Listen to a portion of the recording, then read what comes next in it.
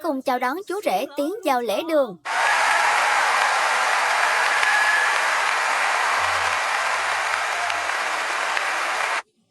Chuyện gì thế này? Ai mà biết. Đừng nói là chú rể không đến đó nha. Chú rể chắc là ở ngoài cửa hồi hộp quá. Mọi người vỗ tay cổ vũ cho chú rể nào. Hãy cùng chào đón. Chú rể không đến đâu. Mời mọi người nhìn lên màn hình lớn.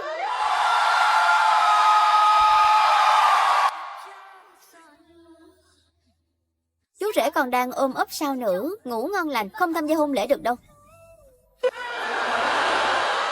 Bố, phải làm sao đây? Đám cưới của em gái lại thành trò cười như thế này. Tôi còn bảo sao nhà họ Trần có thể kết thông gia với nhà họ Lê chứ. Thì ra là bị lừa. Nhà họ Trần tổ chức linh đình thế này chẳng phải sẽ trở thành trò đùa lớn nhất Hà Thành sao? Hôm nay có mặt đông đủ quan khách, mà tôi cũng định kết hôn. Không biết ở đây có ai muốn bước lên sân khấu kết hôn với tôi không?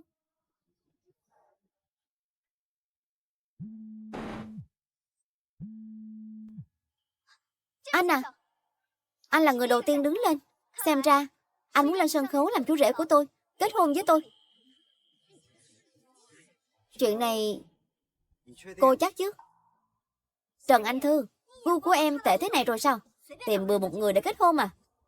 Anh à, nếu anh đã có ý định này thì sao không mạnh dạn bước lên phía trước?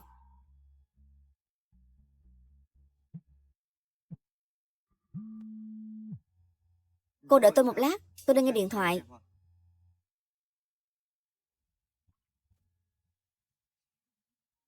Em gái à, em đừng làm mất mặt nữa được không?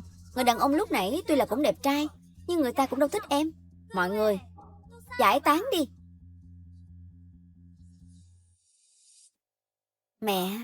Mẹ đừng giục con đi xem mắt nữa. Hôm nay con sẽ kết hôn luôn. Mấy hôm nữa đưa vợ con về gặp mẹ. Mẹ quỷ hết mấy buổi gặp mặt. Mẹ sắp xếp cho con đi. Cái gì? Mẹ có con dâu rồi sao? Hà Quý Khánh, con đùa đấy à? Con đi kết hôn đi, không nói chuyện với mẹ nữa. Thằng nhóc này, con nói rõ xem nào. Alo.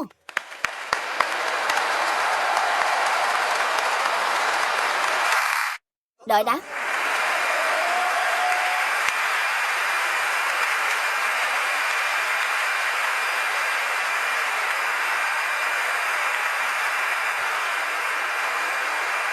Anh nghĩ kỹ rồi sao? Trong đám cưới chẳng phải cô nên hỏi tôi đồng ý hay không sao?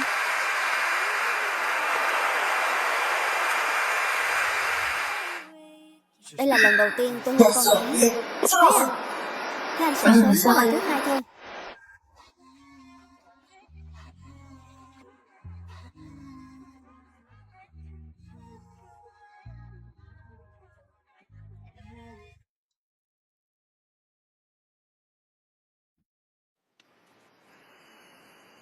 Không ngờ đám cưới của mình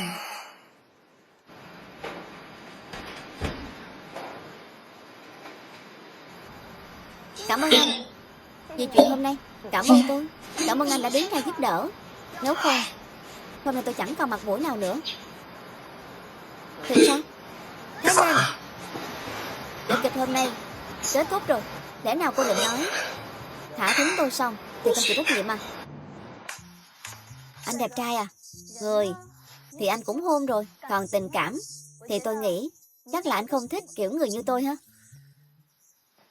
Yên tâm đi, tôi sẽ bù đắp cho anh. Bù đắp? Cô định bù đắp cho tôi kiểu gì? Anh cầm 15 triệu này trước đi. Nhưng anh phải diễn với tôi thêm một vở kịch nữa. Diễn dài ông chủ quyền lực. Diễn sao?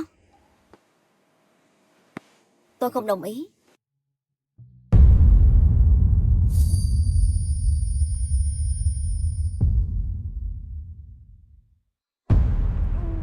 Anh muốn làm gì?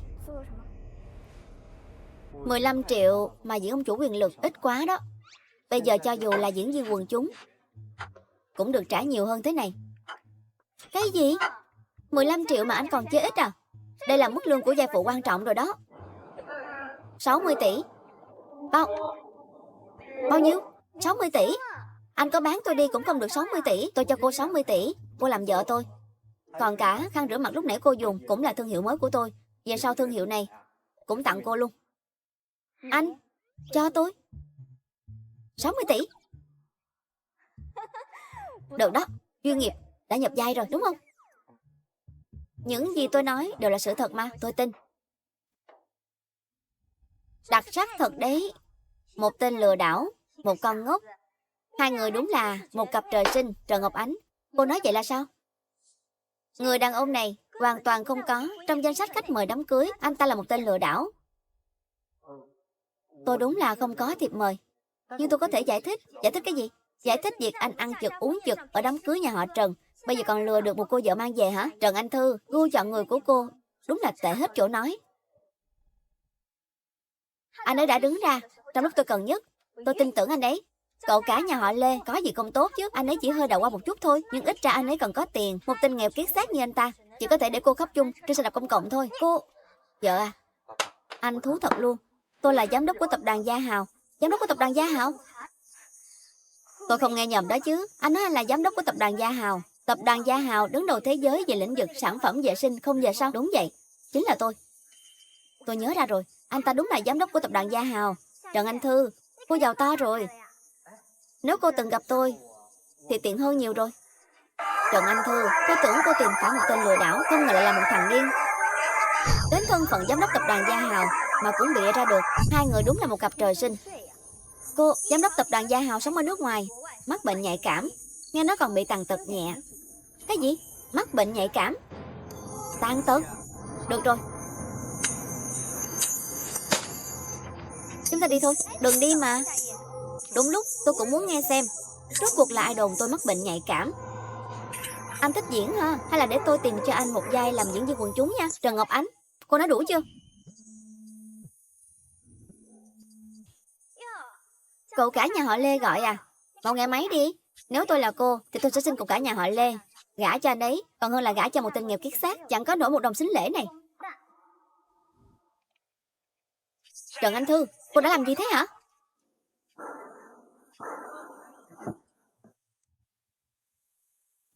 Lê Hải Nam, tôi chính thức thông báo cho anh biết tôi kết hôn rồi. Được lắm. Sỉ nhục tôi trong đám cưới chứ gì. Cô cứ đợi đó cho tôi. Đợi anh. Thằng ngu. Trần Anh Thư, nhìn người chồng mà cô chọn đi. Nhưng lúc cô nghe điện thoại bỏ chạy mất rồi. Cô nghĩ xem trong túi sách có gì đáng giá không đi. Thứ đáng giá nhất của tôi đều nằm ở đây. Không giống cô. Có mỗi cô thông minh. Tôi đợi tới khi cô bị lừa rồi quay lại xin tôi tha thứ. Xin lỗi, vừa rồi đi nghe điện thoại. Tôi đây. Xin lỗi nha. Đúng là đám cưới hơi vội vàng. Nhưng mà những gì anh cần đưa thì sẽ không thiếu thứ nào. Bây giờ sính lễ chắc đã được đưa đến nhà em rồi. Gửi sính lễ đến nhà chúng tôi sao? Đúng là nực cười chết mất. Cũng không cần nổi đến thế đâu. Về xem sẽ biết. Trần Anh Thư, nhà họ Trần có sa sút thế nào cũng không thể để người ta đùa giỡn thế này được. Sính lễ đâu? Anh ấy nhập gia nhanh quá rồi. Chỉ trong thời gian ngắn như thế thì chuẩn bị được sính lễ gì chứ? Lát nữa tôi giả vờ ngất xỉu, anh bế tôi chạy ra ngoài. Đừng lo gì hết, em tin anh đi. Sính lễ sắp được đưa đến nhà em rồi.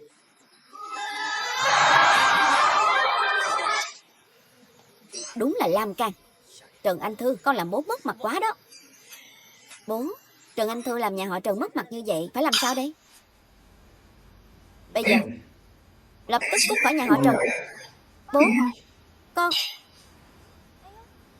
Có người đến rồi. Để tôi xem có phải sính lễ đến không. Sính lễ đến.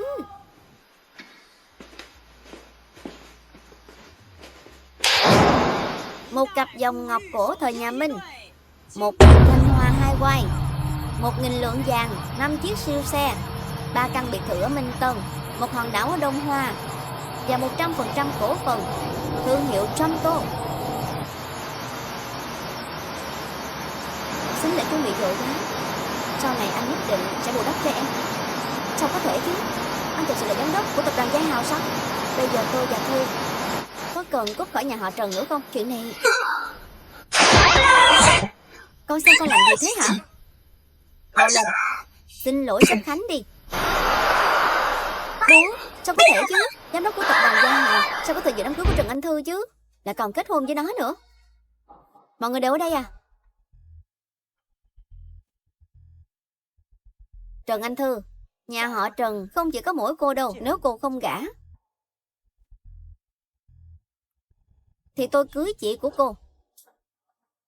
Tôi sao? Nói vậy là những sính lễ này là anh mang đến à? Đương nhiên rồi. Thư ơi là Thư, cô xem chồng cô chọn đi. Đến cả sính lễ của sếp Nam mà cũng dám nhận. Anh nói những sính lễ này là do anh mang đến. Anh đúng là hơi đủ rồi. Nếu chị thích sếp Nam như thế thì chúc hai người trăm năm hạnh phúc. Chúng ta đi thôi.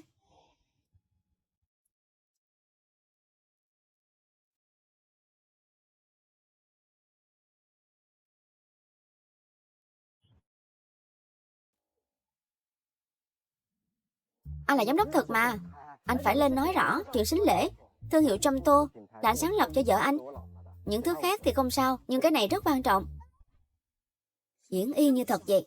Nhập vai nhanh thật đấy. 15 triệu này bỏ ra cũng đáng. Sính lễ là của ai, đối với tôi mà nói thực sự không quan trọng. Được rồi, hôm nay bận cả ngày rồi, tôi mời anh đi ăn buffet cho vui hơn nha. Thế nào, buffet sao? Đi thôi. Bữa buffet hôm nay tôi bao. Khẩu hiệu của chúng ta là dịnh từ mà vào, dịnh từ mà ra. Không no dở bụng thì không về. Đi thôi. Mời hai vị rửa tay trước khi dùng bữa. Cảm ơn. Tôi nói anh nghe, ăn buffet cũng phải có chiến thuật đấy. Đầu tiên, phải ăn trái cây trước. Vừa giúp tiêu hóa, vừa kích thích vị giác.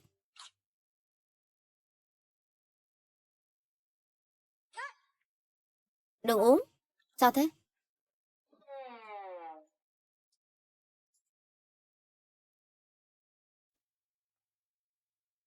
Vừa vào mà anh đã uống nước thì lỗ lắm. Mau lên. Ăn tôm đi. Vợ à, nếu em thích ăn tôm, anh có thể đưa em sang Tây Ban Nha. Tôm ở đó ngon lắm. Tây Ban Nha sao? Tôi còn chẳng mua nổi với máy bay. Không sao, anh đưa em đi. Hà Quý Khánh, anh vẫn còn đắm chìm trong ảo giác mình là giám đốc tập đoàn Gia Hào hả? Ở đây cũng không có người của Trần Ngọc Ánh. Không cần diễn nữa đâu. Anh không diễn. Anh nói thật đấy. Nếu em đã đồng ý gả cho anh thì sau này chúng ta là vợ chồng rồi. Anh nghiêm túc đấy. Nhưng mà thôi bỏ đi. Tôi thấy chúng ta cũng khá hợp nhau. Anh cũng giúp tôi rất nhiều. Thôi không sao, ăn đi. Sếp Khánh. Sơn.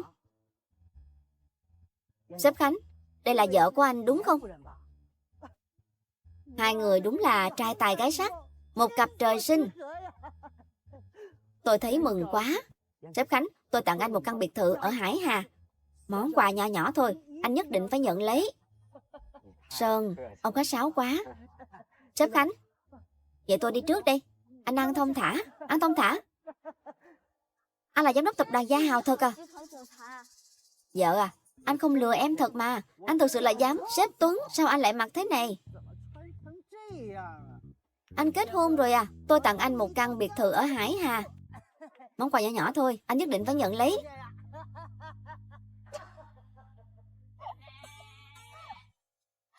Lời của kẻ say mà anh cũng tin à? Thôi được rồi, tôi vào nhà vệ sinh một lát.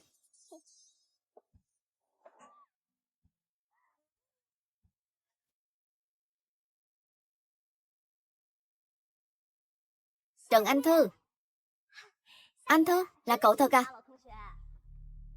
Thu Nguyệt. Anh Thư à, lúc trước ở trường cậu nổi tiếng lắm cơ mà. Sao bây giờ lại thành ra thế này? Tớ vẫn ổn mà. Ổn hay không tớ còn không biết à. Trong nhóm chat bạn học đã đồn ầm lên rồi. Trong đám cưới của cậu, chú rể không đến. Cậu tìm bừa một nhân viên phục vụ rồi cưới luôn. Nhóm chat bạn học. Sao tớ không biết có nhóm chat bạn học? Quan trọng là nhóm chat bạn học à?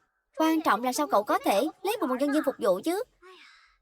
Đến cả đầu bếp ở trong quán của chồng mình, một tháng cũng kiếm được nhiều hơn nhân viên phục vụ.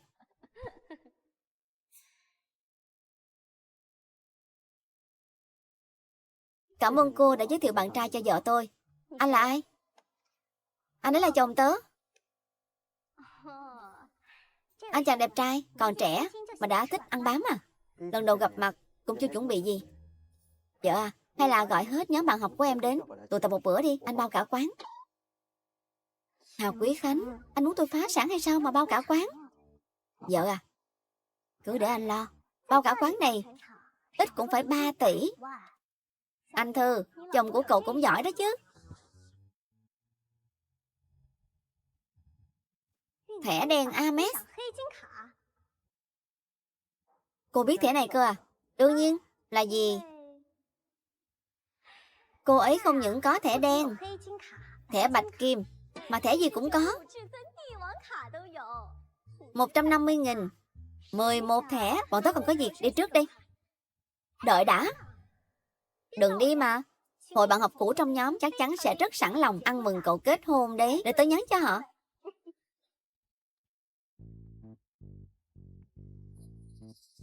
Tổng cộng 3 tỷ 735 triệu 942 nghìn. Xong đời rồi. Giờ tôi mang nợ hàng tỷ rồi.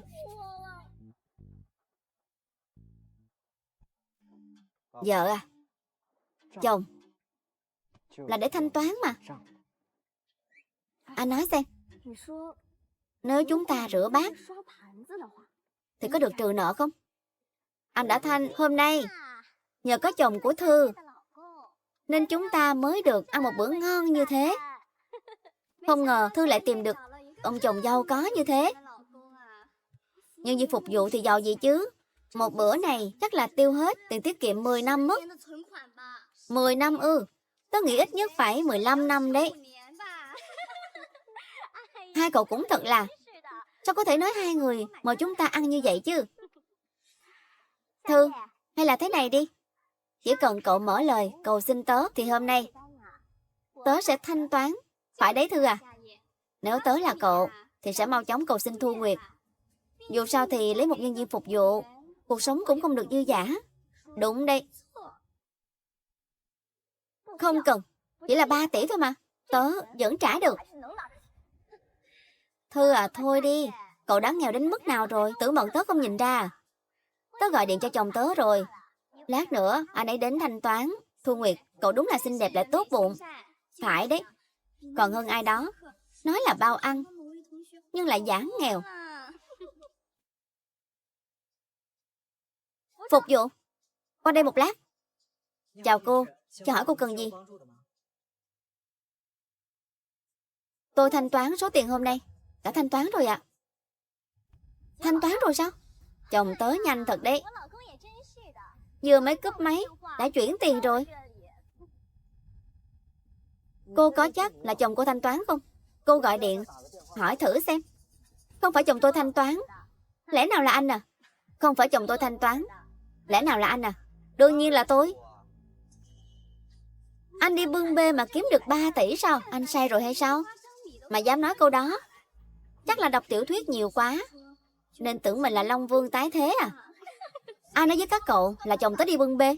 Vậy anh ta là... Đây là đồng hồ Sky Moon của Palace Philippines. Hàng thật phải cả chục tỷ. Sao anh ta mua được chứ? Chắc chắn là hàng giả.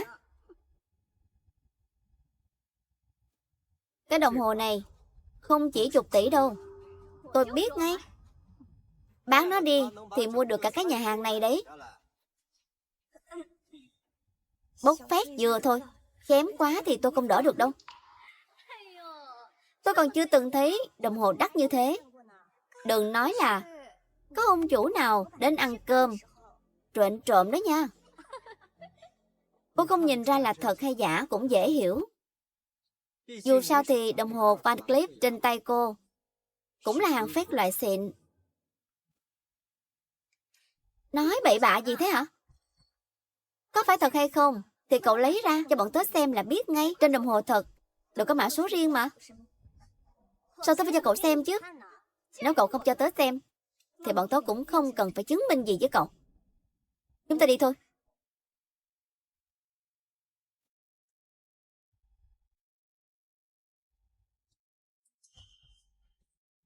Trần Anh Thư chết tiệt. Cô dám động đến tôi không để cô được yên đâu.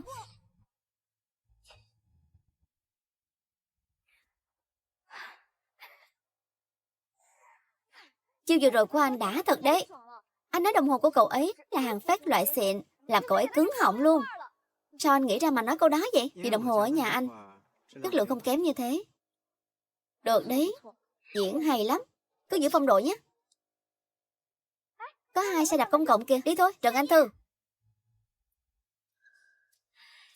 Cậu với chồng cậu định đi cái này về à?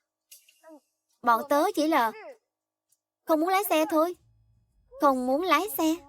Tớ thấy không có xe mà lái thì có. Ngại quá, xe của tớ đến rồi. Cậu cứ giả vờ tiếp đi. Chồng tớ cũng thật là, sao đổi xe rồi mà cũng chẳng nói với tớ một tiếng.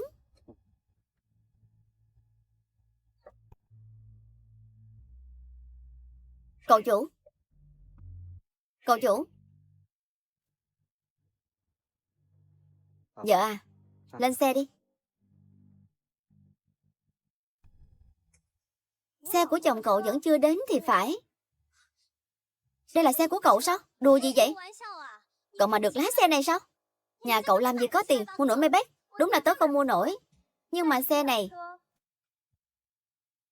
là của chồng tớ. Đúng không chồng? Đương nhiên. Sao có thể chứ? Hai người. Thu Nguyệt, mau lên xe thôi. Lỡ đụng vào xe sang thì không đền nổi đâu.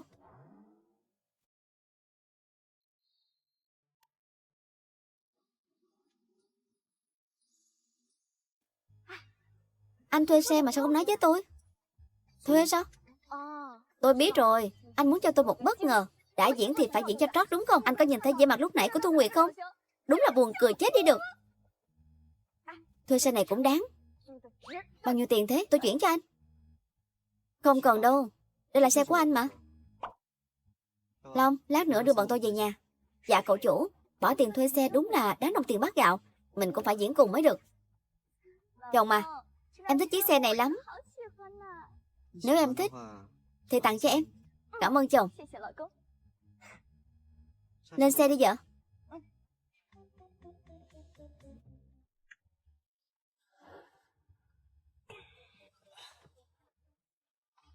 Khánh, lái xe đi. Sao cậu lại ở đây? Ai thế? Bạn của anh. Anh Thư, đây là Maybach của chồng cậu à? Làm tài xế lái thuê mà cũng muốn lừa tôi sao? Đúng là nực cười chết đi được. Khánh, lái xe đi. Vợ à, em lên xe trước đi. Lát nữa anh sẽ giải thích với em. Cậu về trước đi. Dạ.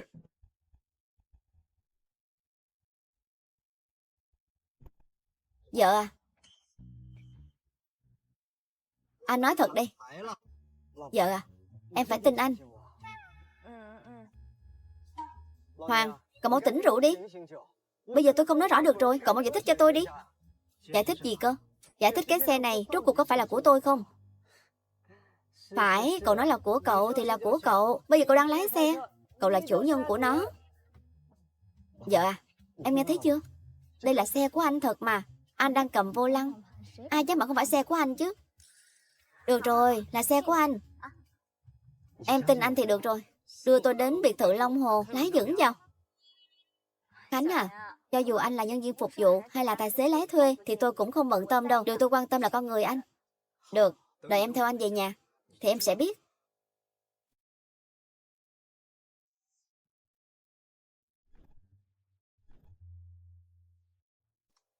Vậy anh ta thì sao? Kệ cậu ấy, an ninh khu này tốt lắm. Lát nữa cậu ấy sẽ tự tỉnh rượu. Thôi được. Vậy giờ chúng ta đi thôi. Không cần đi đâu cả. Vợ à, anh đưa em về nhà. Về nhà? Bây giờ sao? Ừ. Thôi được rồi, để tôi gọi xe. Em gọi xe làm gì? Ở đây hẻo lánh thế này cũng đâu bắt được xe về nhà anh. Không cần đâu. Đây là nhà anh mà. Cái gì? Biệt thự này là của anh ư? Người của Trần Ngọc Ánh vẫn ở đây à? Anh ấy diễn hay như thế, mình mà không phối hợp thì cũng không được. Hà Quý Khánh, có phải anh cũng cần tôi phối hợp diễn vai bạn gái anh không? Đi thôi. Cậu có chắc đó là con dâu của tôi không? Bà chủ, tôi chắc chắn không nhìn nhầm đâu. Cậu chủ sắp đưa mợ chủ về rồi. Tốt quá rồi. Thằng nhóc này mà còn không kết hôn thì người trong giới đồn nó không thích phụ nữ mất. Phải đấy, nó hiểu chuyện thì tốt. Ông xã à, hòn đảo ở Nam Giang, 2 trang viên ở châu Âu với 2 căn biệt thự cao cấp nhà mình mới mua đều tặng hết cho con dâu làm quà ra mắt thì có đủ không ha? Cũng hơi gấp gáp. Nhưng mà nếu tặng con bé thì có khiến con bé thấy chúng ta không có thành ý không? Đúng. Chẳng phải nhà chúng ta còn mấy chục tỷ tiền mặt sao? Tặng hết luôn đi. Đúng, anh nói đúng. Dù sao cũng là lần đầu tiên thằng nhóc đó đưa con dâu về nhà, không thể để con bé chịu thiệt được. Cái gì? Tôi biết rồi. Cảm ơn cậu nhé, người anh em. Ông chủ, bà chủ, cậu chủ đưa mọi chủ về rồi. Bây giờ đã vào đến khu biệt thự rồi. Cái gì? Nhanh vậy sao? Còn chưa kịp chuẩn bị gì cả. Chúng ta đi chuẩn bị đi. Đúng, bây giờ em đi ngay. Đợi đã. Vợ à, con dâu liệu có không hài lòng với nhà mình không ha? Còn nữa, thân phận của chúng ta liệu có làm con bé sợ không? Có cách rồi.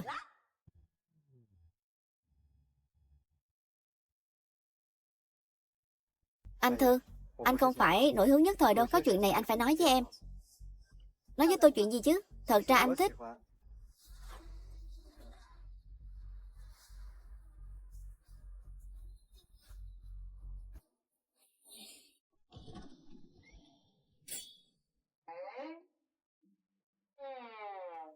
Bố, mẹ, sao bố mẹ lại ăn mặc như thế này? Thằng nhóc này, còn không mau giới thiệu đi. Nào, đây là mẹ anh. Ở tập đoàn Gia Hào là giúp việc.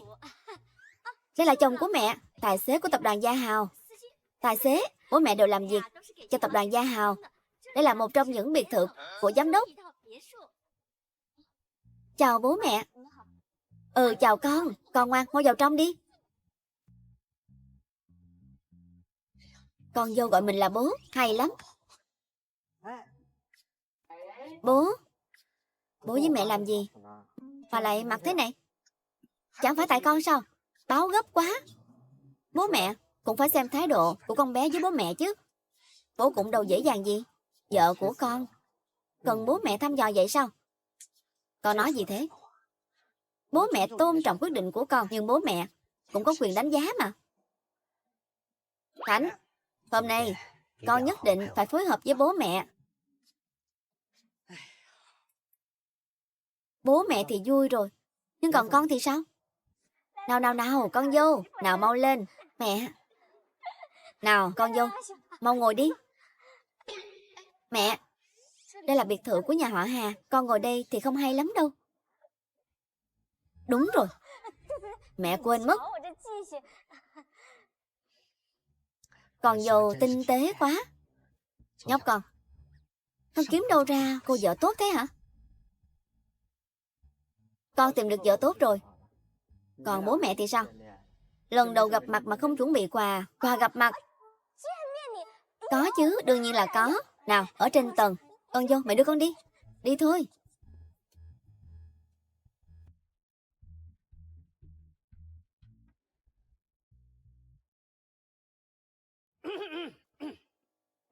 Muốn phá rối chứ gì? Mẹ chỉ muốn thử xem con bé này có hiếu thảo không thôi. Muốn làm lộ thân phận sao? Không được, tuyệt đối không được.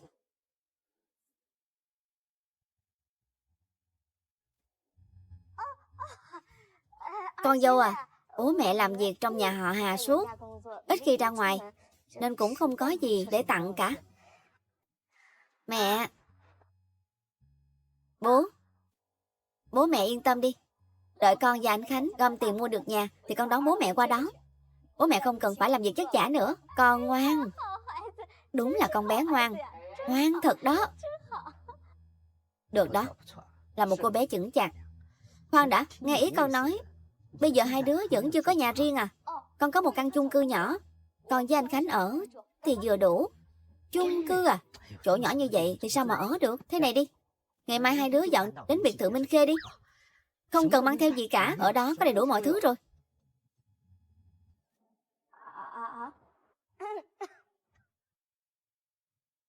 của bố là mai bố mẹ phải đến biệt thự Minh Khê dọn dẹp nhà cửa. Đúng, bố mẹ không những phải dọn dẹp ở đây mà còn dọn cả nơi khác nữa.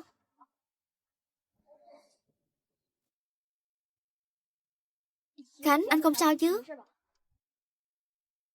Không sao. Anh muốn được yên tĩnh. Thằng Tranh này thì bị sao được? Nó khỏe lắm. Lúc trước còn đi dọn dẹp với bố mẹ cơ mà. Thế hả? Thì ra Hà Quý Khánh chăm chỉ vậy à? Vì gia đình mà không chỉ là một công việc.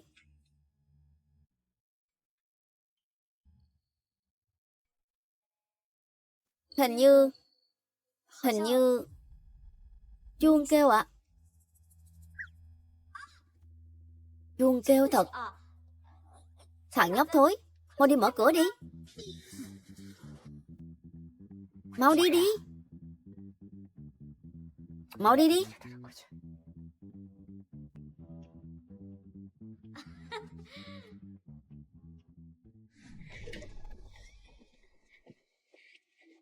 Cậu chủ. Vợ à, thật ra anh... Cậu chủ đâu? Đâu rồi? Lúc nãy tôi còn chưa nói hết. Cậu chủ mấy hôm nay sao không thấy về? Công việc bận rộn quá. Phải đấy. Mấy người quá đáng quá đấy. Thật ra con biết hết rồi. Con biết rồi ư? Em biết rồi sao? Ừ, em biết cả rồi. Hơn nữa, em cũng biết thân phận của anh từ lâu rồi. Thật ra anh cũng không cố tình lừa em đâu. Nhưng ở đám cưới anh cũng không tiện để lộ thân phận. Em hiểu. Em hiểu được thì tốt. Con dâu à? Con biết anh ấy là... Con dâu à? Con biết. Thật ra anh ấy...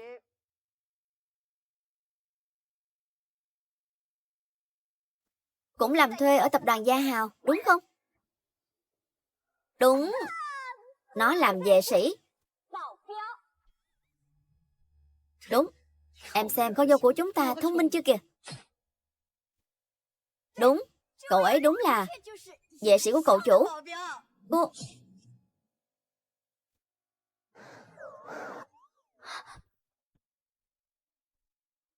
Hà Quý Khánh, con trai.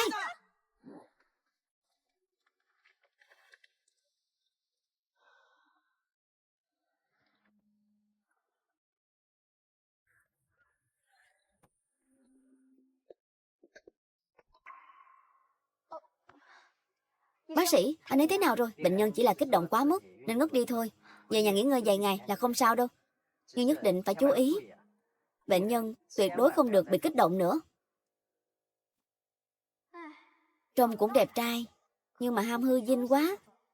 Một người làm mấy công việc cùng một lúc mệt đến mức này. Sự nỗ lực này đúng là khiến mình khâm phục. Hơn nữa người nhà anh ấy cũng đều chăm chỉ. Đợi tài sản của mình hết bị phong tỏa thì mình... Bệnh nhân sẽ sớm tỉnh lại thôi. Tỉnh lại thì có thể về nhà được rồi. Dạ, cảm ơn bác sĩ.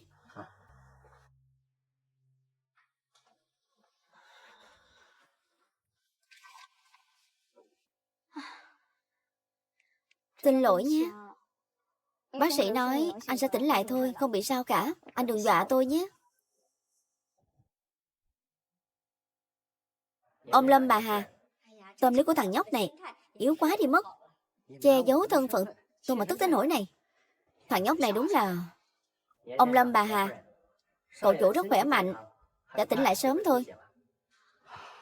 Vậy thì tốt. Cái thằng nhóc này chỉ làm đúng được một chuyện, đó chính là tìm cho chúng ta một con dâu tốt. Trí à, lát nữa cậu bảo y tá đuổi hai đứa nó đi, để hai đứa nó sớm về nhà. Dạ ông Lâm. Đúng, bây giờ phải để hai đứa nó tranh thủ cơ hội này. Nhưng mà vợ à, chúng ta phải diễn đến bao giờ? Cái này... Bố mẹ, anh Khánh tỉnh rồi. Anh không sao chứ? Anh không sao. Không sao thì tốt. Nếu con không sao thì bố mẹ về nhà đi, để con tiễn bố mẹ. Không cần đâu, con cơ đây với nó đi. Thằng nhóc này nghỉ thêm lát nữa, đợi khỏe hơn rồi hai đứa hẳn về. Dạ, mẹ. Vậy bố mẹ đi nhé con dâu. Dạ. Bố mẹ. Bố mẹ đi luôn à? Bố mẹ không định nói gì sao? Chăm sóc thằng bé cho tốt nha.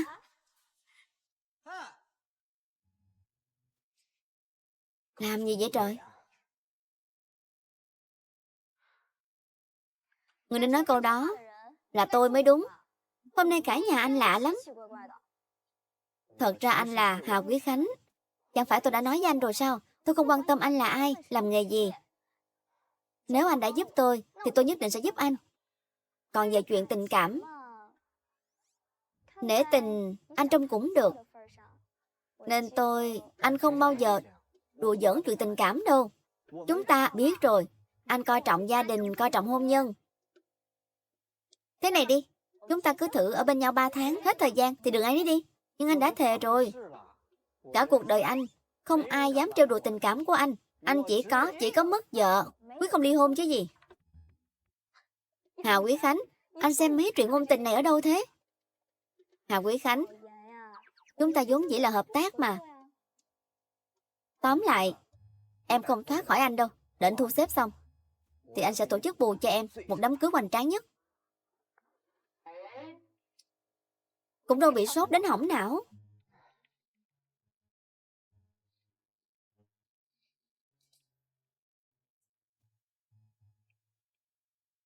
Lau trán nào, đừng nói linh tinh nữa nhé. Ai nói linh tinh chứ? Người nhà bệnh nhân, mau chóng thanh toán nốt viện phí, rồi rời đi đi. Nhường giường cho người khác. Cái gì? Nhanh vậy sao? Nhưng tôi thấy anh ấy có thể ở lại, theo dõi thêm vài ngày. Chi phí mỗi ngày ở đây cao lắm đấy. Bọn tôi biết rồi. Đi ngay đây. Đợi đã. Tiền viện phí tôi vẫn lo được.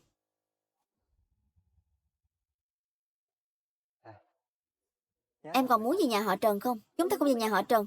Tôi có một căn chung cư ở Minh Nguyệt. Anh đi với tôi đi. Hai người họ chuẩn bị về chung cư. Được, tôi biết rồi. Nực cười thật đấy. Nhớ phải một đám nghèo kiết xác, còn bị bệnh viện đuổi đi. Trần Anh Thư ơi là Trần Anh Thư, lần này để tôi xem cô chết thế nào.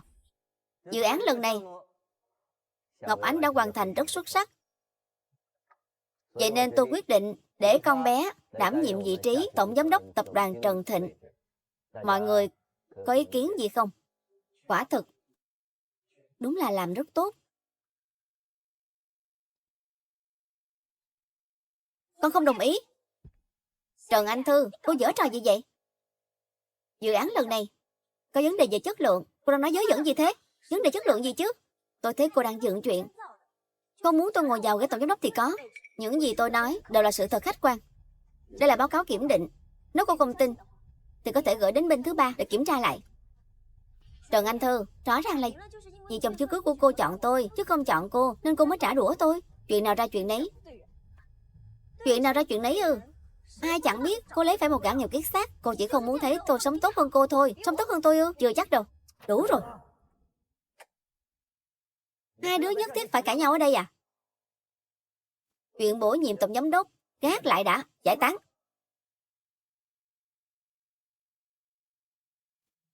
Bố nguôi giận đi. Anh Thư, con cũng thật là. Con nhất thiết phải làm khó chị con ngay trong cuộc họp cổ đông sao? Bố, vấn đề chất lượng, nếu con không cản lại thì tập đoàn Trần Thịnh sẽ gặp rắc rối lớn. Không có cô, tập đoàn Trần Thịnh còn tốt hơn ấy chứ. Những gì tôi nói đều là sự thật. Được.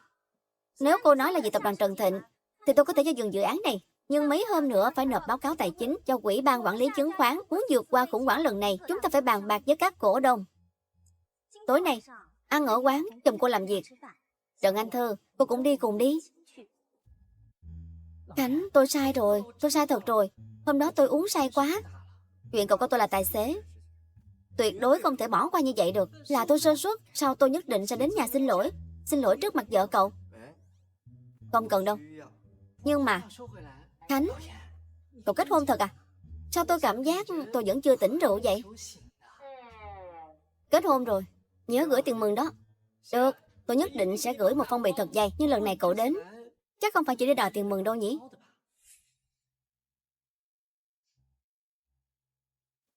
Tiền mừng thì đương nhiên phải đòi rồi. Nhưng chuyện quan trọng hơn là trong nội bộ tập đoàn Gia Hào có sâu mọt. Tôi nhận được tin tức hôm nay người đó sẽ xuất hiện ở đây. Thế à? Chuyện này cậu cứ giao cho tôi để tôi xử lý. Được. À đúng rồi, giờ cậu tên gì thế? Đến bây giờ tôi vẫn chưa biết. Cô ấy tên là Trần Anh Thư. Cậu Khánh, có chuyện gì? Sếp Hoàng, Lê Hải Nam đến rồi, tôi biết rồi. Cứ lên món trước đi. Dân, sếp Hoàng. Lê Hải Nam muốn gặp anh. Không gặp, bảo là tôi không rảnh. Dân, sếp Hoàng, chào sếp Hoàng. Chào cậu Khánh. Lê Hải Nam. Cái tên này nghe hơi quen. Trần Anh Thư. Sao cái tên này nghe quen quen? Tôi nhớ ra rồi. Cô ấy chẳng phải người mấy hôm trước vừa kết hôn ở đây, nhưng chú rể không đến nên chọn một vị khách để kết hôn sao? Đúng vậy. Vị khách đó là tôi. Cậu đùa đấy à? Bây giờ tôi biết Lê Hải Nam là ai rồi. Vậy cậu chắc chắn không biết anh ta đến ăn cơm với ai đâu. Ai? Trần Văn Toàn của tập đoàn Trần Thịnh và hai cô con gái của ông ta. Sao gọi Hà Quý Khánh mà không được nhỉ? Tôi nói cậu nghe, lúc nãy tôi lại thấy hai anh chàng người mẫu kia cứ sờ sờ mó mó. Xem tôi giúp cậu xả giận thế nào đi. Đi đi. Được rồi, vậy tôi đi trước đây. Thư, sao em lại ở đây? Hai anh người mẫu mà người vừa rồi nói, lẽ nào là Hà Quý Khánh và anh ta? Tôi gọi cho anh mà không được, nên đến đây thử xem sao.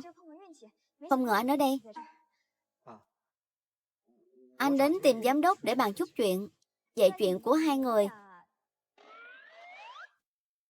bàn xong rồi à? Có chuyện gì thế? Bố ăn cơm ở đây, muốn gọi chúng ta qua đó. Đi thôi. Anh với... Đột nhiên mình nói thẳng ra thì không hay lắm nhỉ? Khánh, vì kiếm tiền mà việc gì anh cũng làm nhỉ? Chẳng trách tối qua bố mẹ anh vui như thế, tìm được con dâu mà ai cũng xem trọng. Sao thế? Không có gì. Chỉ là tôi thấy ai cũng có quyền theo đuổi tình yêu hạnh phúc. Không sao, tôi ủng hộ anh.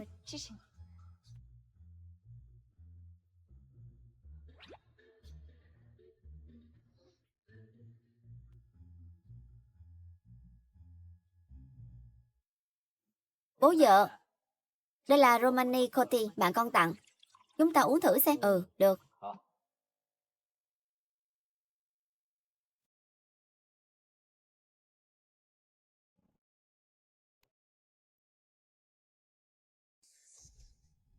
Anh Thư, cô với chồng qua đây uống thử đi. Chai rượu này tận 600 triệu một chai đấy. Chai rượu này của tôi. Không phải ai cũng được uống đâu. Chồng mà, dù sao đi nữa, đây cũng là em gái và em rể của em. Thế à?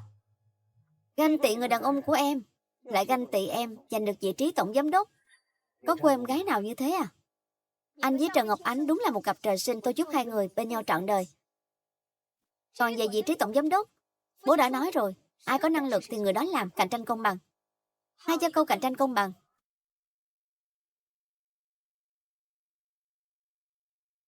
Chuyện dự án, bố nhất định phải chú ý. Nó ảnh hưởng đến kế hoạch cả năm của tập đoàn Trần Thịnh. Chuyện này không cần con nhắc. Em gái à, hôm nay cả nhà mình đến ăn cơm, không phải đến để em lên lớp. Tôi chỉ không muốn tâm huyết cả đời của mẹ bị đổ sông đổ biển thôi. Được rồi. Ánh, con nói trước đi. Dạ. Đầu tiên, bữa tiệc này vốn để chúc mừng con nhận chức tổng giám đốc. Chỉ tiếc là em gái lại phán nàn, nên đành quản lại. Nhưng con sẽ không bỏ cuộc đâu. Nói luôn chuyện thứ hai đi. Chuyện thứ hai là nhà mình đã nhận sính lễ của anh Nam rồi, nên tháng sau bọn chị sẽ tổ chức đám cưới ở đây. Đúng rồi Trần Anh Thư, chồng của cô chẳng phải là nhân viên phục vụ ở đây sao? Bảo anh ta giới thiệu về món ăn ở đây đi.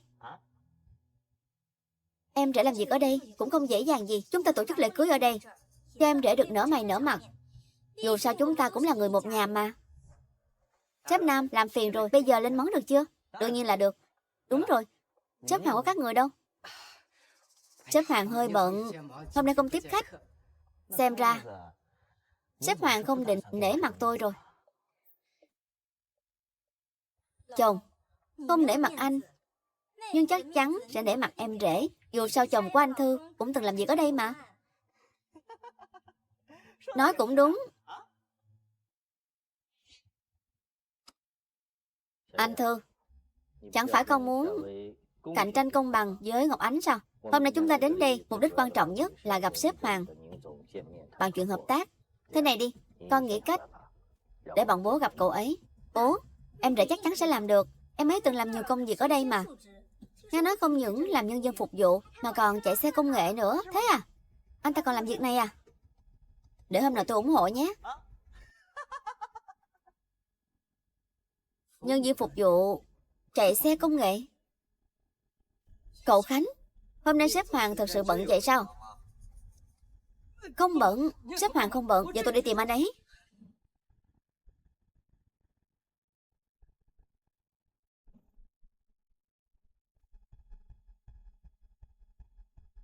Ông quản lý này bị sao vậy? Sao anh biết được? Nhưng em cứ yên tâm, anh nhất định sẽ không khiến em mất mặt đâu. Ban ngày Trần Anh Thư bắt nạt em thế nào, bây giờ anh cho em bắt nạt lại như thế. Em biết ngay, chồng tốt với em nhất. Đương nhiên rồi. Trần Anh Thư nhất định sẽ hối hận vì những gì cô ta đã làm. Hôm nay đông vui thật đấy. Đúng là anh ta. Quan hệ của họ chắc chắn không đơn giản. Mình tuyệt đối không thể làm kẻ thứ ba được. Em sao thế? Không sao.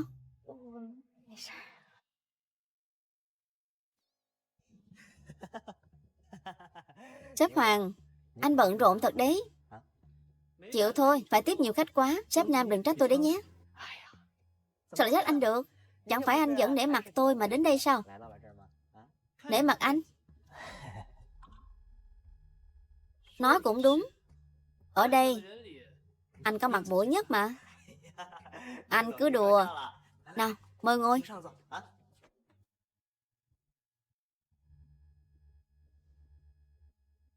Anh kia, rót rượu đi. Anh bảo cậu ấy rót rượu. Có vấn đề gì sao? Tôi muốn hỏi, anh định cho tôi uống rượu gì? Uống chai này, Romani Conti. Em gái à, bọn chị đã mời sếp Hoàng đến đây rồi. Bảo em rể rót rượu cho sếp Hoàng cũng không quá đáng chứ nhỉ? Để tôi rót. Sao thế? Em rể muốn rót rượu à? Tôi không bao giờ rót rượu giả. Không có bằng chứng thì đừng nói dớ dẫn. Rượu giả? Anh Thư, chồng em nói linh tinh gì thế? Cậu nói vậy là sao? Hà Quý Khánh, cha Romani Conti 1988 này. Năm đó, nhà máy rượu chỉ sản xuất 5.064 chai. Nhưng chai này của anh, thân chai và bao bì đều không khớp. Nhìn là biết hàng giả. Thằng nhân viên quèn như anh thì biết gì chứ? Anh thử nói cậu ấy một câu nữa xem. Khánh đừng tức giận. Mấy người các người, có rượu nào mà tôi chưa từng thấy. Tôi nói chai rượu này là giả thì chắc chắn là giả. Ơ kìa sếp Hoàng, chai rượu này sao có thể là giả được? Đây là rượu bạn tôi lấy từ tập đoàn Gia Hào mà. Giả lại người đó đảm bảo uy tín. Tập đoàn Gia Hào? Anh còn có quan hệ với tập đoàn Gia Hào à? Đương nhiên rồi. Hơn nữa, lát nữa tôi còn mời anh ấy đến đây. Thế thì tình cờ quá. Đợi người đó đến, đích thân chứng minh chai rượu này là thật hay giả. Nếu là thật thì ai đó không những phải xin lỗi bọn tôi mà còn phải quỳ xuống rót rượu cho bọn tôi. Trần Ngọc Ánh, cô đừng quá đáng quá. Sao, tôi nói sai à? Bọn tôi đang nỗ lực vì tập đoàn Trần Thịnh. Hai người thì hay rồi. Một người nói dự án của tôi có vấn đề chất lượng, một người thì bảo rượu của chồng tôi có vấn đề. Trần Anh Thư, rốt cuộc cô có ý đồ gì? Tôi tin anh Khánh, rượu này chắc chắn là giả. Nếu rượu này không có vấn đề gì thì sao? Nó không có vấn đề. Tôi rót rượu cho mấy người. Trần Anh Thư, tôi chỉ chờ câu này của cô thôi. Tôi tin anh. Sao em ngốc vậy? Lỡ anh sai thì sao? Cũng đâu mất miếng thịt nào. Không sao cả. Cô ngốc này, không ngờ cô ấy lại tin tưởng mình như thế.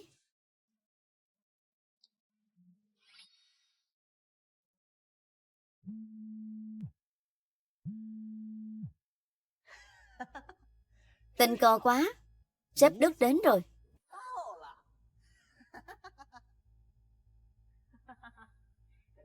Trần Anh Thư, nếu tôi là cô thì bây giờ sẽ rời khỏi đây ngay, kẻo lát nữa lại tự chuốc nhục vào thân. Nếu cô không muốn ở cùng với tôi thì có thể đi bất cứ lúc nào. Cô, sếp Đức đến rồi. Sếp Đức đến rồi. Bố vợ. Sếp Hoàng, đây chính là người mà tôi nhắc đến, giám đốc kỹ thuật của tập đoàn Gia Hào, anh Trịnh Minh Đức. Trần Anh Thư, đây là khách hàng quan trọng mà chồng tôi đang làm việc, cô tiếp đón cho cẩn thận. Nếu làm mất mặt nhà họ Trần thì không còn tư cách tranh giành vị trí tổng giám đốc đâu. Cảm ơn đã nhắc nhở, nhưng cô lo mà nâng cao năng lực bản thân trước đi. Sếp Đức, tôi là Trần Văn Toàn. Sếp Đức, sếp Đức, sếp Đức. Cảm ơn anh đã dành thời gian đến đây, sếp Đức.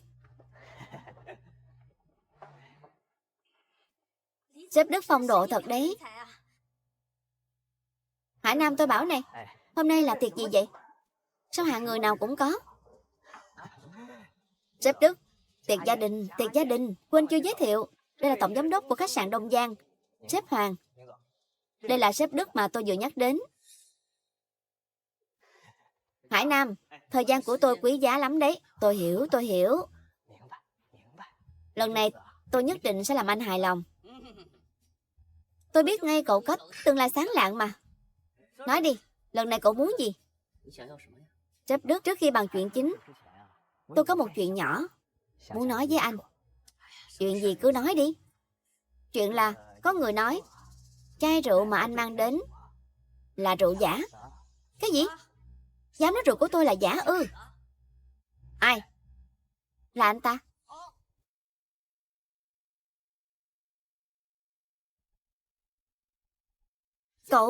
Cậu Khánh. Cậu Khánh. Sếp Khánh của tập đoàn Gia Hào ư? Anh phải nhìn cho rõ vào.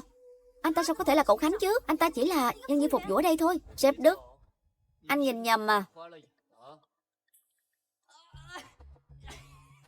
Tôi nhìn nhầm. Đúng, tôi nhìn nhầm.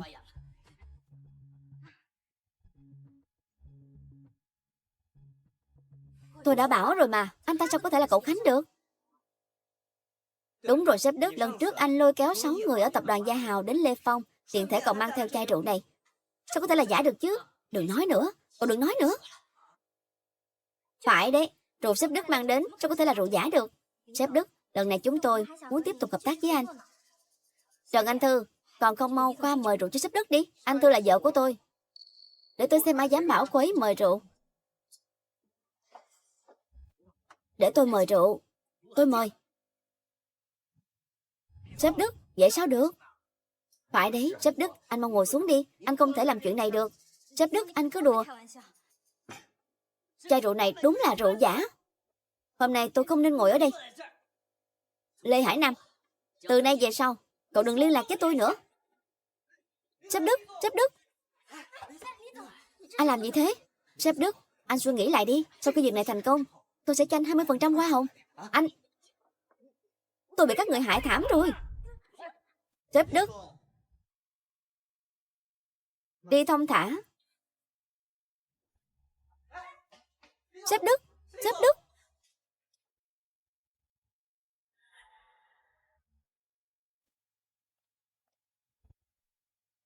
Trần Anh Thư, chuyện ngày hôm nay nếu không phải tại hai vợ chồng cô thì sao lại thành ra thế này?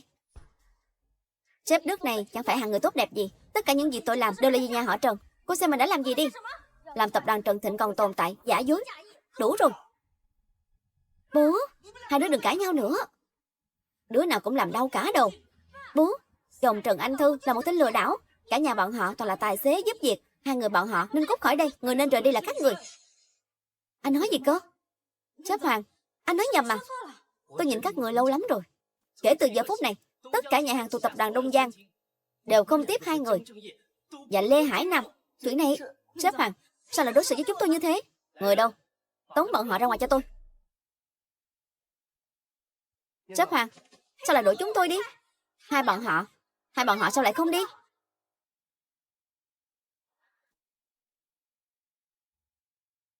Cô mà cũng đòi so với họ à? Cút đi. Được lắm Trần Anh Thư, tất cả đều là do cô hại. Cô cứ đợi đó cho tôi. Rồi đi. Anh Thư, con phải giải thích rõ ràng mọi chuyện cho bố. Nếu không, đừng về nhà nữa. Thả tôi ra, tôi tự đi. Cuối cùng cũng yên tĩnh. Không ngờ nội gián trong tập đoàn Gia Hào lại là Trịnh Minh Đức. Đúng là không ngờ. Tập đoàn Gia Hào này vốn dĩ cũng không phải công ty tốt, có nội gián cũng dễ hiểu. Sao lại nói vậy? Chủ tịch của bọn họ Hà gì đó. Cậu Khánh, anh ta chẳng phải người gì tốt lành, không phải người tốt.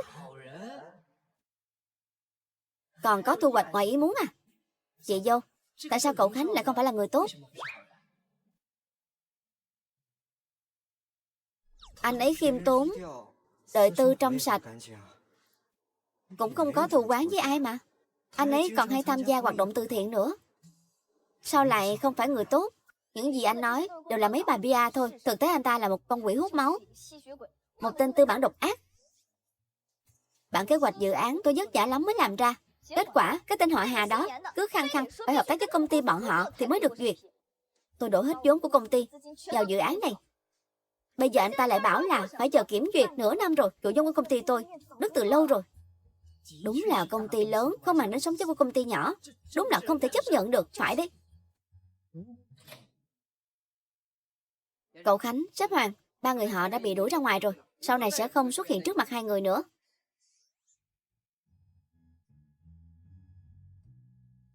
Anh ấy gọi anh là gì cơ? Cậu Khánh.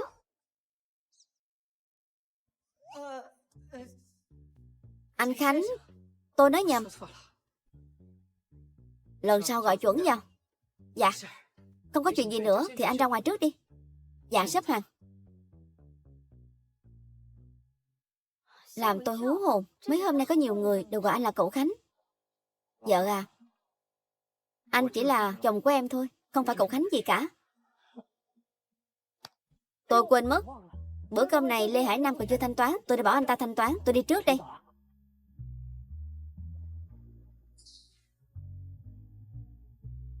Vậy chúng ta cũng về nhà thôi. Về nhà thôi. Chết tiệt. Chuyện gì cũng không xong. Người của khách sạn Đông Giang đuổi em với bố ra ngoài. Bố em tức quá bỏ đi trước rồi. Vợ chồng Trần Anh Thư dựa vào đâu mà được ở lại đó chứ. Chuyện hôm nay nó không phải tại bọn họ thì chúng ta đâu đến nông nỗi này. Trần Anh Thư. Trần Anh Thư. Lại là cô ta. Anh mà lại bị bọn họ đuổi khỏi khách sạn ư? Anh Lê Hải Nam, tổng giám đốc tập đoàn Lê Phong, sao có thể nuốt nổi cục tức này? Chồng, anh bớt giận đi. Chúng ta nghĩ cách trút cục tức này là được mà. Em có cách gì? Đơn giản mà. Tháng sau là tiệc đính hôn của chúng ta.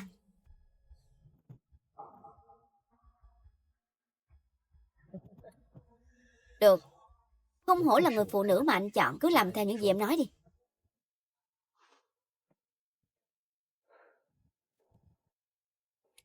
Cậu không thể ngồi xuống yên lặng một chút sao? Khánh, đã đến nước này rồi mà cậu còn có thời gian ngồi nghỉ ngơi à? Vậy cậu nói xem tôi nên làm gì đây? Theo tôi thấy, cậu cứ nói thật với vợ cậu đi. Cứ nói anh, chồng của em chính là sếp Khánh, tên khốn mà em nói đến. Tôi nhớ công ty của chúng ta hình như có dự án của Somalia. Somalia? Tôi sai rồi, tôi sai rồi. Tôi mới về Đông Giang được 2 năm, cậu tha cho tôi đi. Nhưng mà chuyện công ty của vợ cậu, rốt cuộc cậu có biết không? Tôi có chút ấn tượng về chuyện của công ty khoa học kỹ thuật Minh Anh. Nhưng mà tôi chỉ là vẫn còn nghi vấn về dự án này, nên tạm thời phong tỏa dự án này thôi. Không ngờ thư ký của tôi lại phong tỏa luôn toàn bộ dòng vốn của khoa học kỹ thuật Minh Anh. Thế thì cậu trả lại tiền vốn rồi bồi thường gấp đôi. Xin lỗi vợ cậu cho tử tế. Giờ tôi làm luôn. Đợi đó. Sao thế? Nếu chúng ta đột nhiên mở phong tỏa tiền vốn, lỡ vợ của cậu đột nhiên xông vào tập đoàn Gia Hào thì cậu giải thích thế nào? Cậu có ý kiến gì thì cứ nói thẳng đi. Chẳng phải tháng sau Lê Hải Nam đính hôn sao? Chúng ta nhân lúc bọn họ... Cậu nói hay lắm. Lần sau đừng nói nữa. Cậu đi đâu thế? Đi chuẩn bị quà. Nếm thử tay nghề của anh đi. Anh giấu nghề kỹ thế. Không ngờ anh giỏi nấu ăn như thế đấy. Nếu em muốn ăn thì sau này hôm nào anh cũng nấu cho em. Được.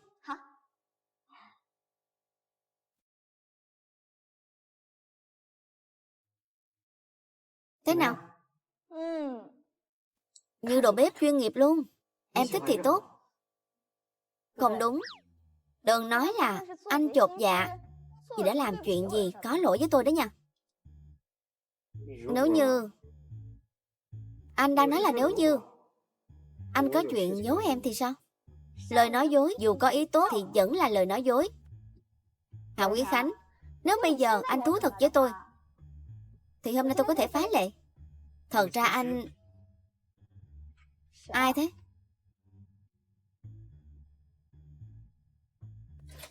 Hộp quà của cô. Cảm ơn.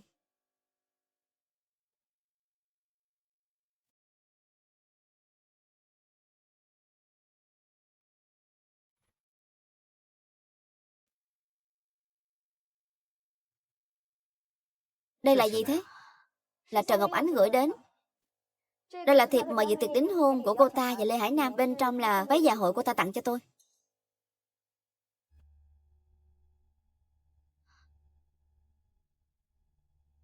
Là váy dạ hội của em. Chiếc váy này đắt lắm. Em không được mặc chiếc váy này. Tại sao? Chiếc váy này là hàng giả. Hàng giả? Sao anh biết? Vì hàng thật ở trong nhà anh. Cái gì? Ở trong nhà anh?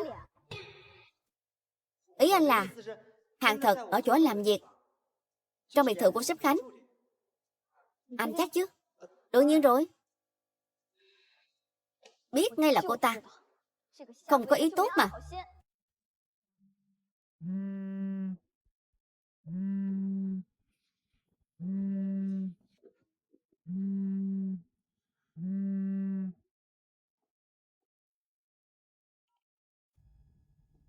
Có chuyện gì? Nhận được váy dạ hội rồi đúng không? Cô muốn nói gì? Đó là váy dạ hội của em đấy. Là tôi đích thân chọn cho cô. Ngày mai đến dự tiệc đính hôn của tôi, nhất định phải mang nó đến. Cảm ơn ý tốt của cô. Ngày mai gặp.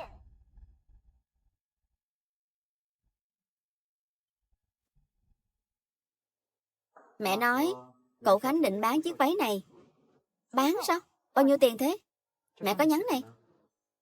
Cậu Khánh nói là 3 triệu. 3 triệu? 3 triệu là rẻ hay đắt thế? Thật ra có thể mặc cả thêm mà. Nhưng mà một bộ váy dạ hội của em thấp nhất cũng phải mấy trăm triệu. 3 triệu sao mà mua được? Đây là quần áo cậu Khánh không cần nữa mà. Giả lại, cả nhà anh làm gì cho cậu Khánh? Bao nhiêu năm rồi? Bán rẻ cho nhà anh cũng dễ hiểu mà. Thật à? Thật mà. Em thích là được rồi. Thích quá ấy chứ. Bây giờ tôi chuyển cho anh 6 triệu. Có 3 triệu là tiền công cho mẹ. Thế bây giờ anh bảo tài xế Long mang đến đây. Bảo tài xế Long mang đến. Anh ấy nghe lời anh à? Ừ, anh chưa nói với em à? Long cũng sống ở khu này mà. Thế à? Trùng hợp ghê. Thế cũng tốt, tôi chuyển cho anh rồi nha. Giờ có thể yên tâm ăn cơm rồi chứ. Bà xã.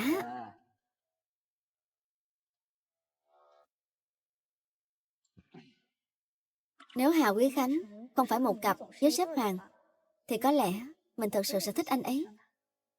Anh yên tâm đi. Trong 3 tháng này tôi sẽ không làm phiền anh với sếp Hoàng đâu. Đợi hết 3 tháng thì anh cứ đi tìm người anh thích đi. Người anh thích ư? Người anh thích ở ngay bên cạnh anh mà. Tôi biết.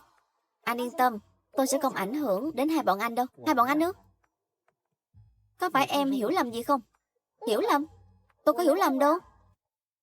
Thật ra chuyện của anh và sếp Hoàng tôi đã biết từ lâu rồi. Sếp Hoàng?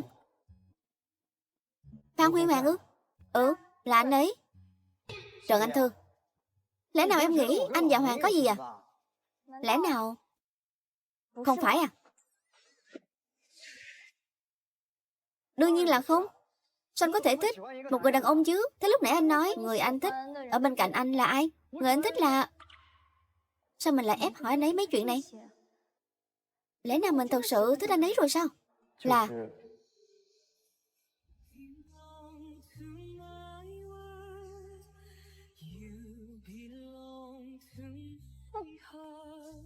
Tôi buồn ngủ rồi. Tôi đi ngủ trước đây.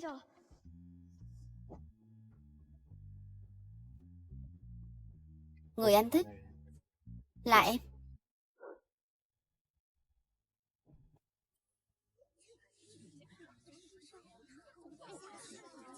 Này, kia chẳng phải là Trần Anh Thư sao? Cô ta cũng đến à? Nghe nói chồng mới cưới của cô ta là tài xế lái thuê kiêm nhân viên phục vụ đấy. Lê Hải Nam không cưới cô ta mà lại cưới chị của cô ta. Hôm nay có kịch hay để xem rồi. Có gì đáng xem đâu. Một người là công tử của tập đoàn Lê Phong, một người là nhân viên phục vụ tầm thường. Khác nhau một trời một vực. Thua là cái chắc.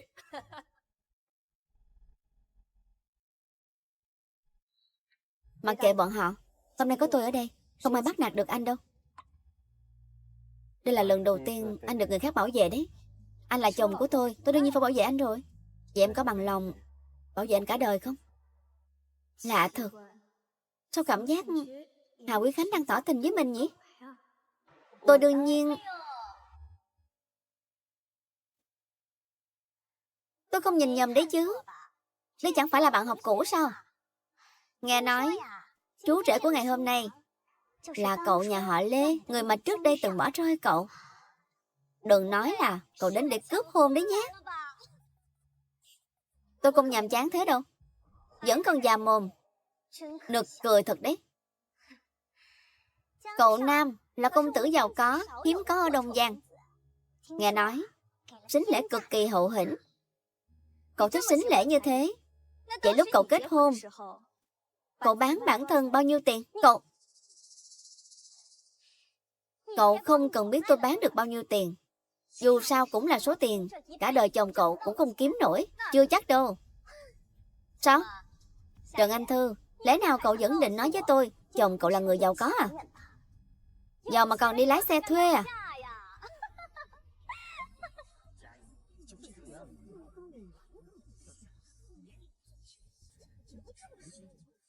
Đợi đã. Hai người có thiệp mời không? Đương nhiên là có.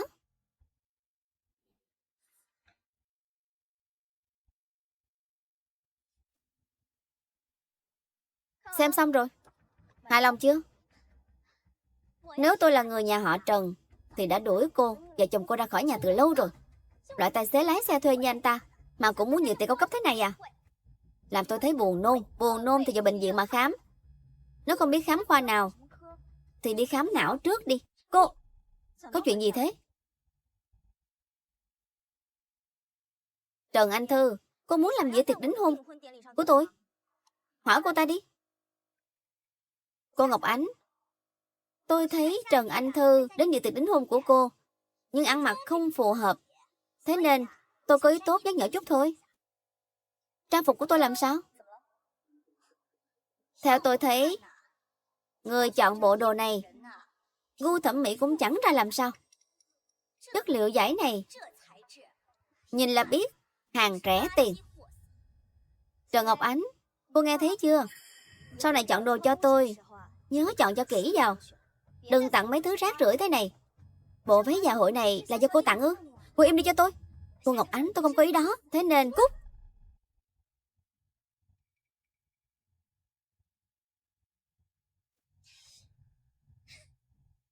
Cho cô ta đi như thế à? Cô ta nói cô không có gu thẩm mỹ đó. Cô ta thì biết cái gì chứ? Còn ngu này, suýt nữa làm hỏng chuyện của mình. Công nhận cô hơn cô ta nhiều. Bố đi đón một vị khách quan trọng, cô phải giúp bố tiếp đãi chu đáo vào. Chuyện này ảnh hưởng đến tương lai của tập đoàn Trần Thịnh đó. Là ai mà quan trọng vậy? Bố phải đích thân đi đón. Hải Nam mời được cậu Khánh thực sự đến dự tiệc đính hôn của tôi. Là ai mạo danh mình? Cậu Khánh đến. Cậu Khánh đến. Cậu Khánh, mời. Cậu Khánh của tập đoàn Gia Hào xuất hiện rồi. Xem ra bố con nhà họ Trần có quan hệ rộng thật. Phải đấy. Cậu Khánh, người giàu nhất Đông Giang, chưa từng tham dự bất kỳ buổi tiệc nào, không ngờ lại tham dự tiệc của tập đoàn Trần Thịnh. Xem ra chúng ta phải lấy lòng tập đoàn Trần Thịnh thôi. Người này là cậu Khánh ư? Đây là ai thế?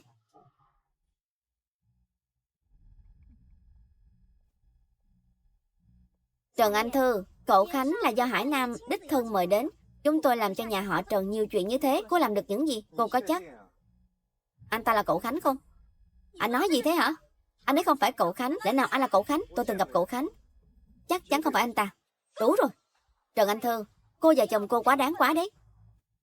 Ngọc Ánh, có chuyện gì thế? Bố, Trần Anh Thư nói cậu Khánh là giả. Anh ta nói cậu Khánh là kẻ giả mạo. Cái gì? Kẻ giả mạo? Sao lại là kẻ giả mạo chứ? Cô nói dớ dẫn gì thế? Còn khốn này. Đâu. Anh làm gì thế mà bỏ cái tay bẩn thỉu của anh ra? Để tôi xem ai dám động vào một phụ nữ của tôi. Cậu Khánh, anh không sao chứ? Trần Anh Thư, cô điên rồi à? Đây là cậu Khánh đấy. Vậy mà cô lại xúi giục chồng mình làm gì với cậu Khánh? Thư, mau xin lỗi cậu Khánh đi. Còn cả anh ta nữa. Anh ta không phải xin lỗi, quỳ xuống xin lỗi. Anh nói cái gì? Cậu Khánh bảo anh quỳ xuống xin lỗi đã là nể mặt nhà họ Trần lắm rồi. Cậu Khánh búng một ngón tay là có thể xử cả nhà anh. Xử cả nhà tôi? Để tôi xem. Hôm nay ở đây có ai xử được tôi? Được lắm. Rượu mời không uống, thích uống rượu phạt chứ gì? Ngồi đâu? Trần Anh Thư, xem cô chọn ông chồng thế nào đi. Dám cãi lại cậu Khánh. Trần Anh Thư, con làm bố thất vọng quá đấy. Cậu Khánh xin lỗi. Đều tại bình thường tôi nuông chiều nó quá. Bây giờ tôi chính thức tuyên bố. Kể từ giờ phút này, tôi, Trần Văn Toàn, cắt đứt quan hệ bố con với Trần Anh Thư, đồng thời bãi nhiệm mọi chức vụ của nó ở tập đoàn Trần Thịnh. Bố nói gì cơ? Cô làm bố thất vọng quá đấy. Trần Anh Thư, tất cả đều do cô tự chuốc lấy. Cậu Khánh, cậu muốn xử lý nó thế nào cũng được. Để tôi xem ai dám động vào người phụ nữ của tôi. Phản rồi. Lên cho tôi. Chồng, đừng sợ. Bọn họ không đụng được vào anh đâu. Ngông cuồng thật đấy. Chém gió giỏi thật. Anh tưởng anh đang đóng phim à? Đánh mạnh vào cho tôi. Tống cổ hai người này ra ngoài.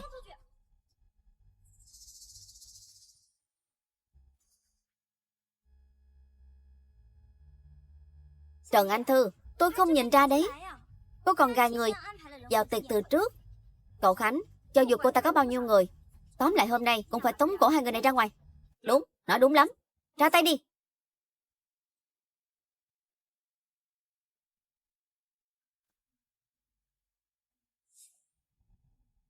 Vô dụng, một lũ vô dụng.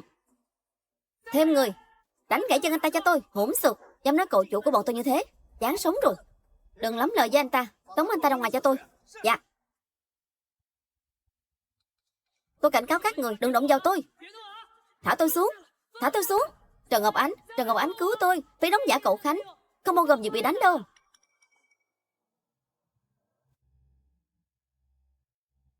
Cậu chủ. Anh rốt cuộc là ai? Tôi là ai ư? Cô không xứng được biết. Tại sao họ lại gọi anh là cậu chủ? Anh rốt cuộc là ai thế? Họ đều là diễn viên quần chúng anh thuê đến. Diễn viên quần chúng. Anh biết Triệu Ngọc Ánh chắc chắn có ý đồ, nên anh chuẩn bị trước mấy tấm thiệp mời giả, bảo họ trà trộn vào đây. Mấy anh trai này tận tâm quá đấy. Tôi trả tiền cho 4 người họ. Cảm ơn bà xã, chuyện nhỏ. Trần Anh Thư, cô điên, chồng cô cũng điên luôn. Dám động vào cậu Khánh. Trần Ngọc Ánh, cô diễn xong chưa? Tôi không biết cô đang nói gì cả. Không ai biết cậu Khánh trông như thế nào. Cô tưởng cô tìm một người đến đóng giả anh ấy thì có thể qua mắt được mọi người sao? Cô có gì chứng minh anh ấy là giả? Thế cô có gì chứng minh anh ta là thật? Tôi đương nhiên có thể chứng minh. Cô của Lê Hải Nam là nhà thiết kế nổi tiếng của MN, từng làm trang phục cho mẹ của cậu Khánh, từng có cơ hội gặp cậu Khánh một lần. Hôm nay cô ấy cũng đến đây. Thế à? Nhà thiết kế của MN, đừng nói cũng là diễn viên cô thuê đến đấy chứ. Cô nói dối dẫn gì thế? Lẽ nào tôi nói sai à? Hôm nay cô thuê họ đến diễn kịch trước mặt bố, chẳng phải để bố nói ra câu cắt đứt quan hệ bố con với tôi sao? Suy cho cùng, chẳng qua là gì? Quyền kiểm soát tập đoàn Trần Thịnh thôi. Miệng lưỡi sắc bén thật đấy.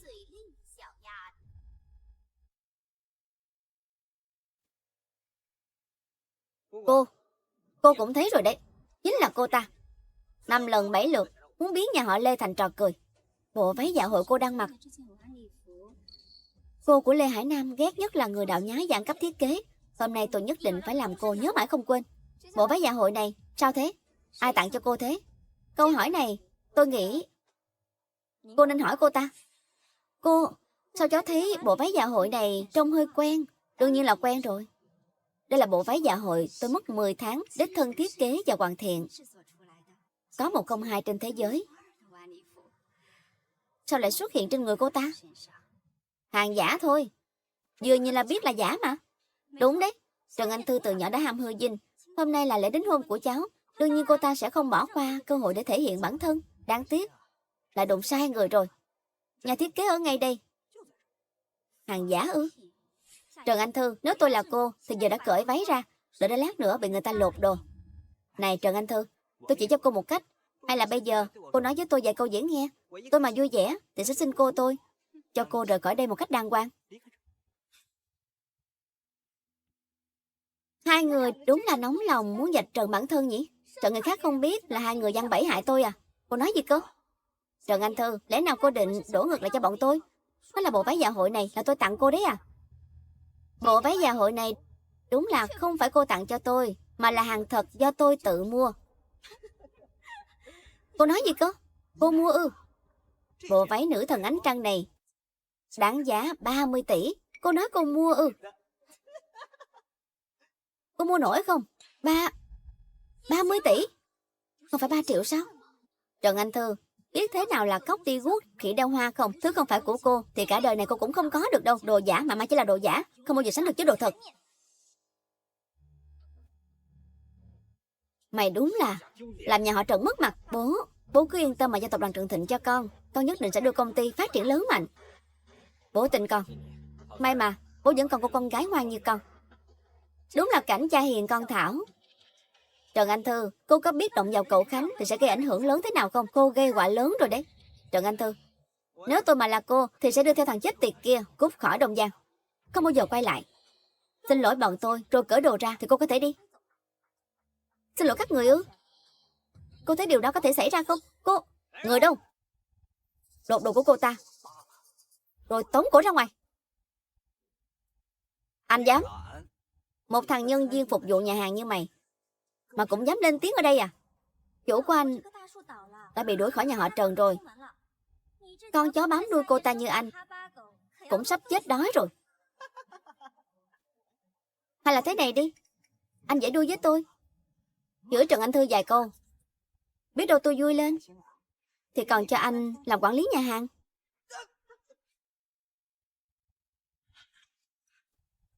Dám đá tôi?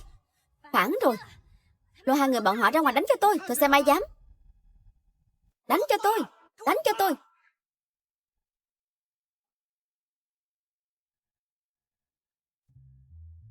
Có chút bản lĩnh thế này thì đừng thể hiện trước mặt tôi nữa. Anh ta trả các người bao nhiêu tiền thế? Tôi trả gấp đôi. Mỗi người 300 triệu. Tống cổ hai bọn họ ra ngoài cho tôi. Cậu chủ, tống cổ mấy người này ra ngoài cho tôi. Dạ. Cái gì? Tống bọn tôi ra ngoài? Ai dám? Đây là lễ đính hôn của tôi đấy. Đùa gì vậy? Cậu có biết tôi là ai không?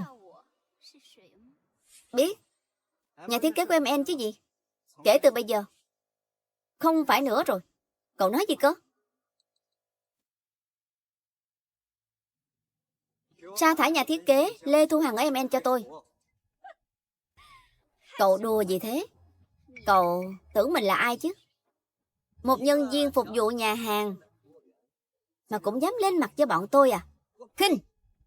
Tôi nói cho hai người biết, tôi có quan hệ với bà chủ nhà họ Hà giàu nhất Đông Giang. Chỉ cần tôi mở lời, có thể dễ dàng xóa tên anh và vợ anh ra khỏi Đông Giang. Xóa tên? Được, tôi đợi đó. Alo, sếp Mai. Cái gì? Tôi bị sa thải ư? Sao có thể chứ? Bà chủ nhà họ Hà còn đang đợi đồ của tôi mà. Alo? Alo? Cô, không thể nào. Một thằng nhân viên phục vụ có bản lĩnh đó được. Cô bị sa thải rồi mà còn giả được à? Rốt cuộc cậu là ai? Rốt cuộc cháu đã đắc tội với ai thế hả? Tôi là chồng của Trần Anh Thư. Hắn chỉ là một nhân viên phục vụ nhỏ bé thôi mà. Đúng vậy cô ơi. Hai đứa ngu xuẩn này, tao bị bọn mày hại chết rồi. Đứng lại, xin lỗi cậu chủ và mọi chủ nhà tôi. Tôi phải xin lỗi. Không thể nào. Tôi là... Đưa đi. Đừng động vào tôi. Đừng động vào tôi.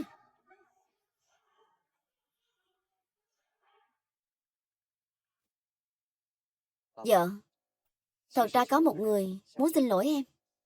Xin lỗi? Ai? Là sếp Khánh em nói đến. Anh ấy không biết việc đóng băng toàn bộ vốn của công ty em, nên anh ấy muốn xin lỗi em.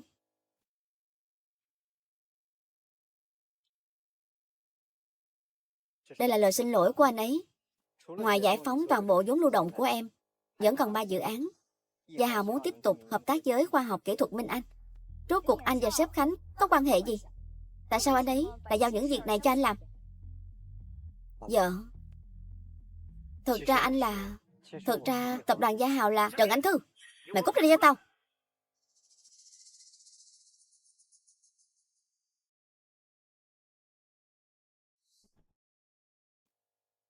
Trần Anh Thư, mày làm tao thất vọng quá. Con làm bố thất vọng. Bố, là bố chưa từng có kỳ vọng gì với con. Con không quan tâm mọi thứ của tập đoàn Trần Thịnh. Con chỉ quan tâm đến người nhà. Cô khoác lác gì vậy? Trần Anh Thư, nếu cô không quan tâm tập đoàn Trần Thịnh thật, cô sẽ tranh vị trí tổng giám đốc với tôi sao? Đây là bản thông báo cắt đứt quan hệ bố con của tao với mày. Kể từ bây giờ, mày tự động mất đi tất cả chức vụ ở tập đoàn Trần Thịnh. Mày cũng không phải con gái tao. Chính vì cô nên là đính hôn của tôi mới thành như thế này. Nếu không phải vì cô, tôi đã trở thành tổng giám đốc tập đoàn Trần Thịnh từ lâu rồi. Các người quá đáng quá. Anh đừng nói nữa. Họ đã quyết định rồi. Tôi tôn trọng lựa chọn của họ. Cô xứng đáng với tất cả điều này. Kể từ bây giờ, tôi phải đoạt lại mọi thứ mẹ tôi để lại. Tập đoàn Trần Thịnh sẽ không rơi vào tay hai bố con cô.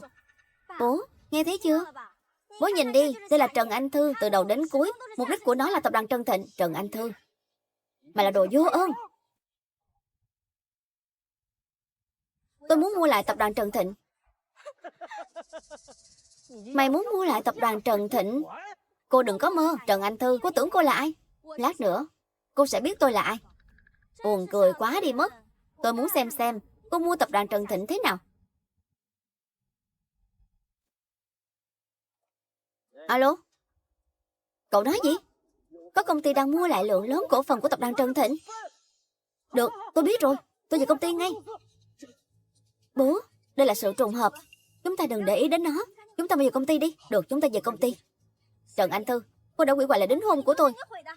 Cô cứ chờ mà xem. Đi thôi. Từ sau khi mẹ tôi qua đời, bố và chị gái tôi tiếp quản công ty. Sau đó tài chính của công ty xuất hiện vấn đề. Tập đoàn Trần Thịnh là tâm huyết của mẹ tôi sẽ không để họ hủy hoại nó. Anh sẽ giúp em. Giúp tôi? Anh muốn giúp tôi thế nào?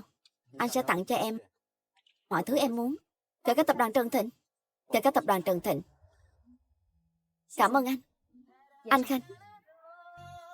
Anh vừa gọi anh là gì? Anh giả làm sếp lớn ngang ngược, tôi phải phối hợp với anh chứ. Được rồi, tôi có thể tự xử lý việc của tập đoàn Trần Thịnh. Anh yên tâm đi. Thế này đi, tôi đến công ty.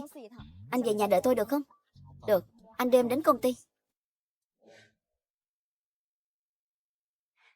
Lát nữa gặp bà Hà, dẻo miệng một chút, nghe thấy chưa? Cô yên tâm đi. Cháu nhất định sẽ làm được. Nếu không phải vì cháu, cô có bị em đuổi việc không? Cháu cũng không ngờ Trần Anh Thư và chồng cô ta có bản lĩnh như vậy. Trần Anh Thư, cháu nói bộ quần áo cô ta mặc trên người. Hai người là ai? Cô Liên, cô không nhận ra tôi sao? Tháng trước chúng ta còn gặp nhau. Tôi là nhà thiết kế của MN. Tôi tên là Lê Thu Hằng. Đây là cháu trai tôi, Lê Hải Nam. Có việc gì nói thẳng ra đi. Bà Hà có nhà không? Tôi lại thiết kế mấy mẫu váy mới. Tôi muốn mang đến cho bà Hà thử trước. Lùi về sau. Ai cho hai người vào? Dạ. Tôi hơi vội vàng. Phiền cô nói với bà Hà. Được, hai người đợi đây đi. Cảm ơn cô. Thái độ kiểu gì vậy?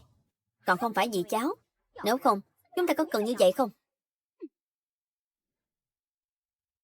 Bà chủ, ông chủ, Lê Thu Hằng và Lê Hải Nam đang ở ngoài cổng, để họ đợi ở bên ngoài.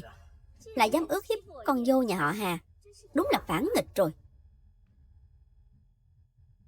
Để cô ta đợi.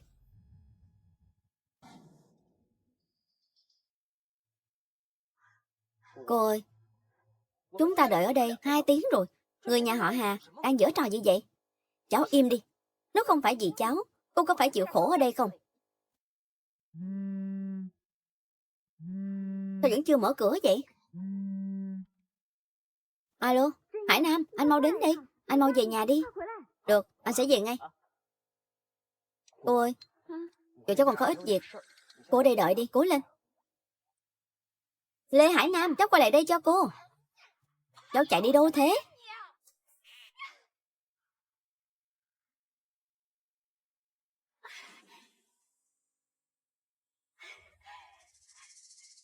Bà Hà, đây là tấm lòng của tôi.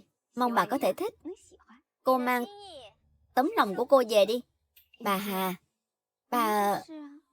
cô còn dám ức hiếp con dâu nhà họ Hà. Cô to gan quá đó. Con dâu nhà họ Hà?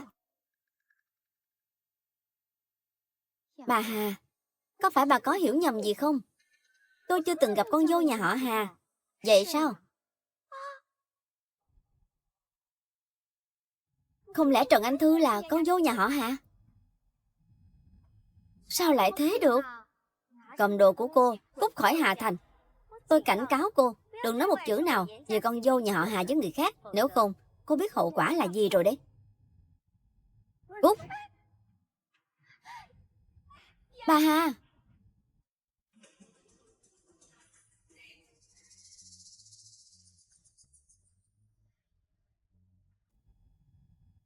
Lê Hải Nam, mày hại tao thế thảm rồi. Kể từ hôm nay, tao phải cắt đứt quan hệ với mày. Sếp Thư.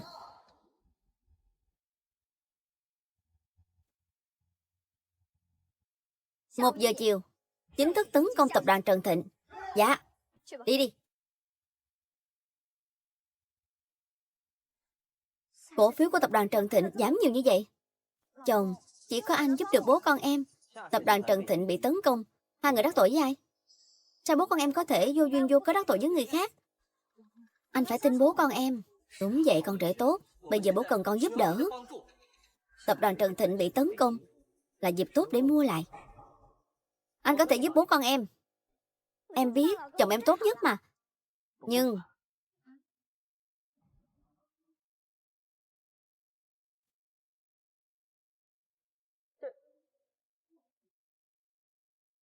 tập đoàn Trần Thịnh sau này sẽ mang họ Lê.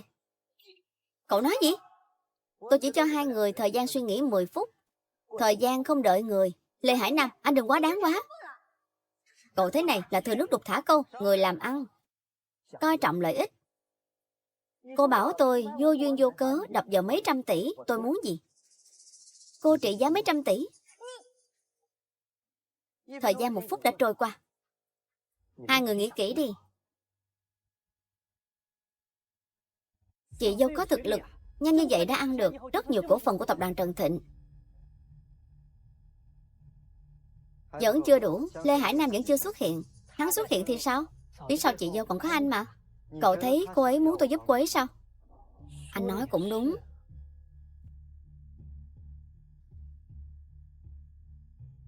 Sếp Khánh, sao lại căng thẳng như vậy? Anh xem, nhà họ Lê xuất hiện rồi. Vậy thì để đạn bay một lúc, trước khi Trần Văn Toàn muốn hợp tác với tôi phải không? Đúng vậy, nhưng anh đã từ chối. Nói với ông ta 8 giờ tối, hội quán Vân Giang, không được đến muộn. Làm sao đây bố? Chúng ta nhường tập đoàn Trần Thịnh cho Lê Hải Nam như vậy sao? Còn không phải vì mày. Mày xem, mày gả cho thứ gì vậy? Bố lại đánh con. Lúc đó Lê Hải Nam đưa sính lễ, mắt bố cũng sáng lên mà. Mày.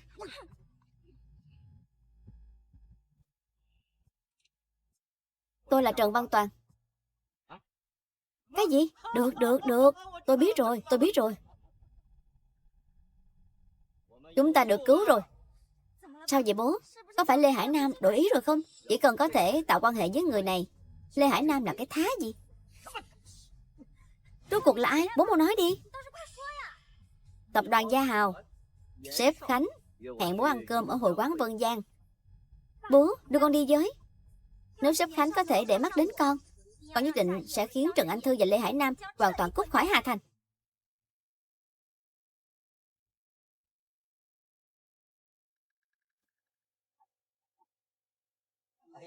Sếp Khánh, tôi luôn nghe người khác nói cậu là nhân tài. Hôm nay gặp mặt, tôi thấy họ nói không đúng. Rõ ràng, cậu xuất sắc hơn người. Đúng vậy. Sếp Khánh, tôi cũng du học ở nước ngoài 4 năm. Có khi chúng ta đã gặp nhau rồi. Cô nói câu này đúng rồi. Chúng ta từng gặp nhau. Phục vụ quen. Hà Quý Khánh, sao anh lại ở đây? Đây là hội quán Vân Giang. Sao cậu lại ở đây? Tôi biết rồi. Trần Anh Thư bị đuổi khỏi nhà họ Trần. Nó hết tiền. Anh cũng quay lại làm phục vụ. Anh đến đây bưng bê phải không? Cậu mau cút đi cho tôi. Đừng ở đây chướng mắt người khác. Lát nữa một nhân vật lớn sẽ đến. Cậu đừng làm người đó mất hứng. Kệ anh ta đi bố. Lát nữa gọi giám đốc đến, đuổi việc anh ta là được. Còn nói đúng. Nói thêm một câu với loại người này là lãng phí thời gian. Ngồi đi.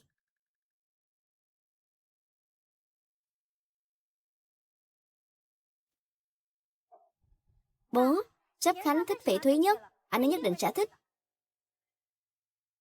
Thứ này mà các người cũng mang đi được. Xem ra nhà họ Trần không còn thứ gì nữa. Người bưng bê quèn như anh thì hiểu gì? Anh thức thời, cút đi cho tôi. Tôi muốn xem hôm nay hai người đuổi tôi đi như thế nào.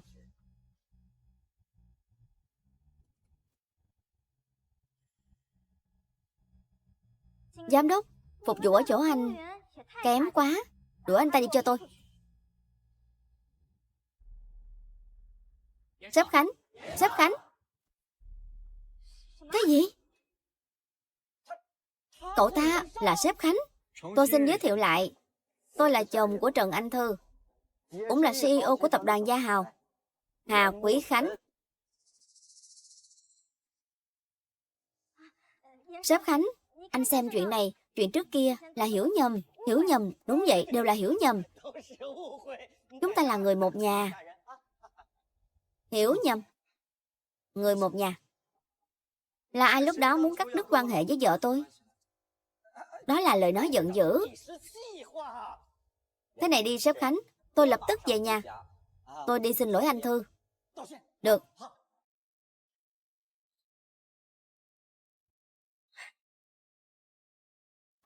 Sếp Khánh, anh bao dung rộng lượng, đừng chấp nhặt chúng tôi. Em gái tôi có thể gả cho anh, là phúc khí của nhà họ Trần. Đúng vậy. Tôi có thể không so đo với hai người, nhưng ức hiếp vợ tôi thì không được. Lúc đó anh Thư sống thế nào ở nhà họ Trần, chính mắt tôi nhìn thấy. Bố làm gì? Trút giận cho sếp Khánh. Không, trút giận cho anh Thư. Bố, con ở tập đoàn Trần Thịnh không có công lao cũng có khổ lao. Bố quá đáng quá. Con cũng biết là vì Trần Thịnh. Vì Trần Thịnh con cố chịu đi. Được rồi, đừng diễn kịch ở đây nữa. Sếp Khánh, cậu đúng là hiền từ nhân hậu. Tôi bảo đảm từ nay về sau sẽ tốt với anh Thư. Đúng vậy, anh Thư muốn làm tổng giám đốc thì vị trí tổng giám đốc sẽ là của nó. Chỉ cần cậu không giận. Cậu nói gì chúng tôi cũng đồng ý. Có thật là cái gì cũng đồng ý không? Đúng vậy. Tôi muốn bố con ông biến mất khỏi Hà Thành. Sếp Khánh, nhà chúng tôi ở Hà Thành, huống chi anh Thư cũng không thể rời xa bố. Đúng vậy, con bé anh Thư hiếu thảo nhất. Nếu nó không nhìn thấy tôi, nó sẽ nhớ tôi. Từ giây phút ông nói cắt đứt quan hệ với anh Thư, tôi nghĩ cô ấy không muốn nhìn thấy bố con ông nữa. Tập đoàn Trần Thịnh là tâm huyết của mẹ anh Thư. Chúng tôi phải ở lại quản lý công ty. Đúng vậy, nếu ông thật lòng quan tâm anh Thư, ông sẽ bán công ty cho Lê Hải Nam sao?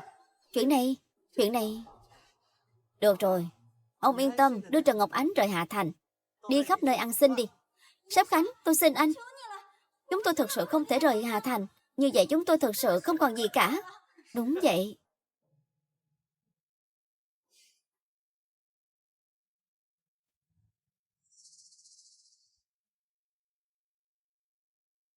Sính lễ lúc đó là món quà tôi tặng vợ tôi. Hai người giữ nguyên hiện trạng để ở trong nhà cho tôi. Còn nữa, nếu vợ tôi biết thân phận của tôi, chắc là lúc đó hai người biết hậu quả rồi đấy. Sếp Khánh, sếp Khánh. Sao lại thế được? Sao lại thế được? Thôi xong, sao anh ta lại là sếp Khánh? Xong rồi. Xong hết rồi. Canh đến rồi, mau lên. Bị bỏng rồi đúng không?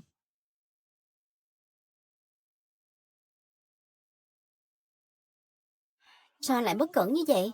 Anh lớn thế này rồi cũng không biết bảo vệ bản thân. Không biết trước kia anh làm việc ở nhà hàng thế nào. Anh nói anh...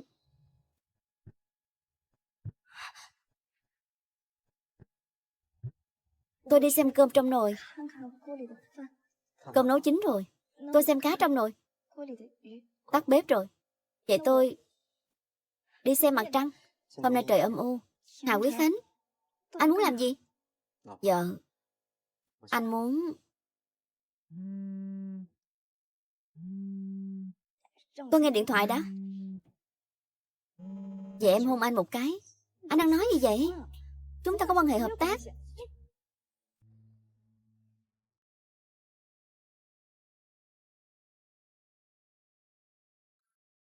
Alo, thư ký Thành.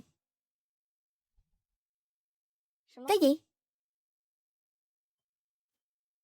Được, tôi biết rồi. Sao vậy? Nhà họ Lê mua lại tập đoàn Trần Thịnh. Tôi vẫn muộn một bước. Không sao. Cùng lắm thì mua lại tập đoàn Lê Phong. Anh nói câu này hùng hồn quá. Dù bán hết tài sản của tôi cũng không mua được Lê Phong. Ngày mai có phiên bán đấu giá ngầm. Tất cả đều được đấu giá ngầm. Có người giàu, có người nghèo. Biết đâu em lại có cơ hội. Tôi không tham gia vì cái tích đó đâu. Nếu anh nói Lê Hải Nam cũng đi thì sao? Một bình sứ Thanh Hoa Quang Diêu.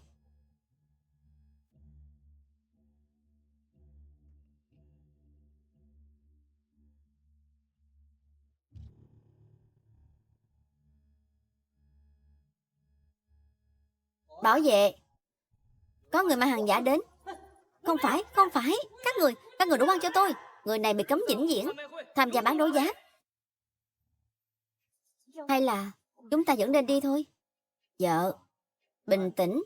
Phải qua kiểm tra tư cách mới được vào. Thứ này của chúng ta vừa nhìn đã biết là giả. Em đừng lo, anh tự có cách. Cách gì? Anh... Tôi không nhìn nhầm chứ? Một nhân viên phục vụ, một người bị tập đoàn Trần Thịnh đuổi cổ khỏi nhà. Hai người lại ở đây. Hai người chúng tôi ở đâu? Không liên quan đến anh. Đúng vậy, đúng là không liên quan. Nhưng con người tôi thích tiêu tiền kiếm được. Vừa nãy tôi mua lại tập đoàn Trịnh Thị với mức giá giảm 50%. Chỉ một chữ thôi. Sướng. Anh đừng đắc ý. Sớm muộn gì anh cũng phải nhả tiền ra. Được, tôi đợi cô. Không, là giả. Không được đi. Thứ gì vậy? Để ý cho.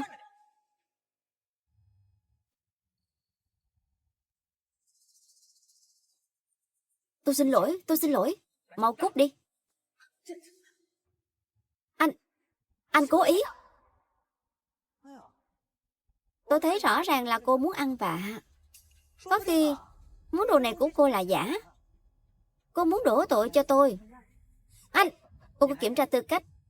Không kiểm tra thì mau cút đi.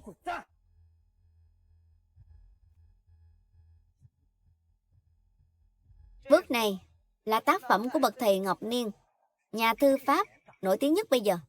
Bức thư pháp này trị giá 60 tỷ. Mấy người phải để ý cho kỹ. Đừng loại người nào cũng cho vào, ảnh hưởng đến việc đấu giá.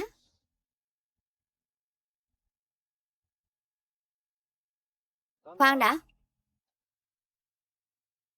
Bức tranh chữ Ngọc Niên của hắn là giả. Là giả.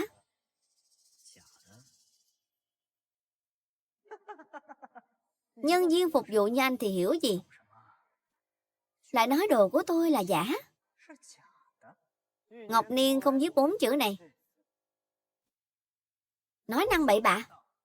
Anh còn không biết Ngọc Niên là ai. Anh nói bậy bạ gì ở đây thế? Tất nhiên là tôi biết.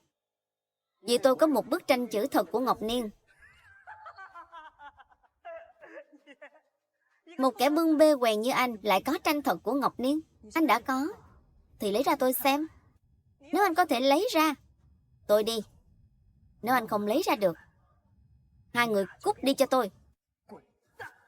Được. Chúng ta làm gì có chữ của Ngọc Niên. Anh đi đâu tìm? Vợ, em đừng lo.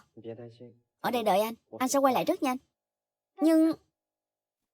Hai anh, hôm nay vợ tôi thấy hơi khó chịu. Có thể để vợ tôi vào không? Phòng nghỉ ở chỗ chúng tôi, mở cửa ở hướng này.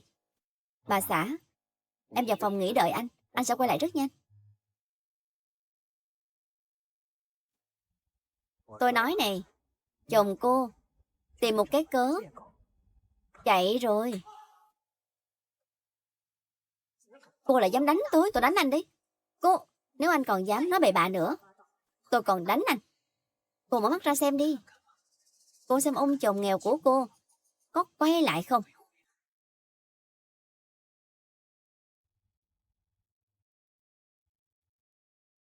Cứ chờ mà xem. Tôi đã nói là tôi không cho phép, không được vào văn phòng mà. Ra ngoài. Ông Hải, bây giờ ông càng ngày càng nóng tính rồi. Sếp Khánh, cậu đến rồi. Tôi có việc này, cần nhờ ông giúp đỡ.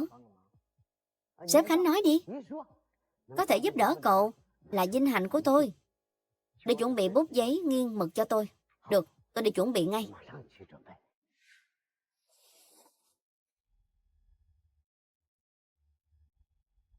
Cuối cùng tôi cũng có vinh hạnh nhìn thấy cậu viết chữ.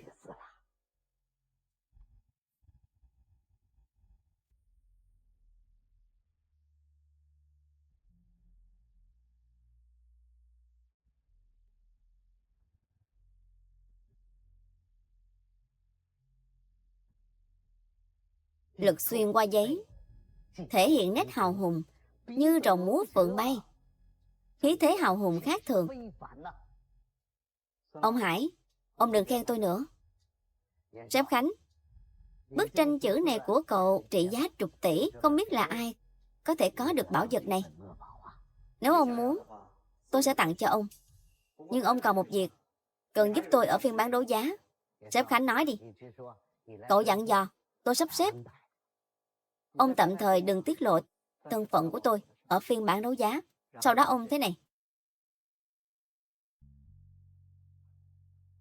Được, được.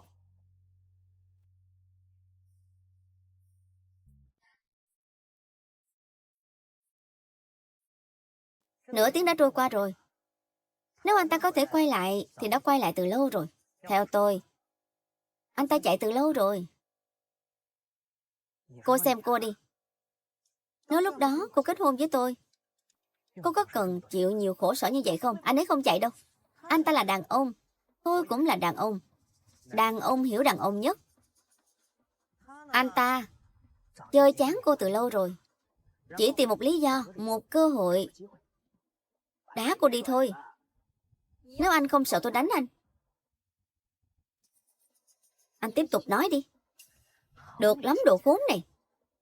Hôm nay tôi sẽ dạy dỗ cô cẩn thận.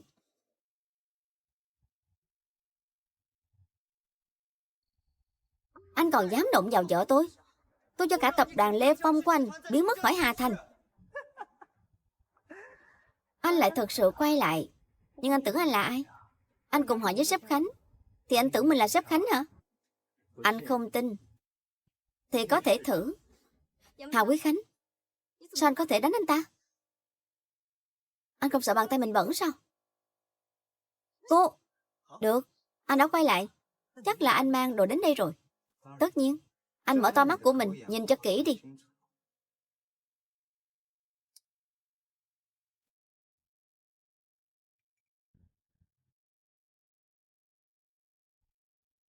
Cho dù anh mang đến đây thì làm được gì? Anh không thể có tranh chữ thật của Ngọc Niên. Đây là nét chữ thật của Ngọc Niên. Đúng vậy, chỉ là hình như nét chữ này hơi mới. Các anh nói đùa gì vậy?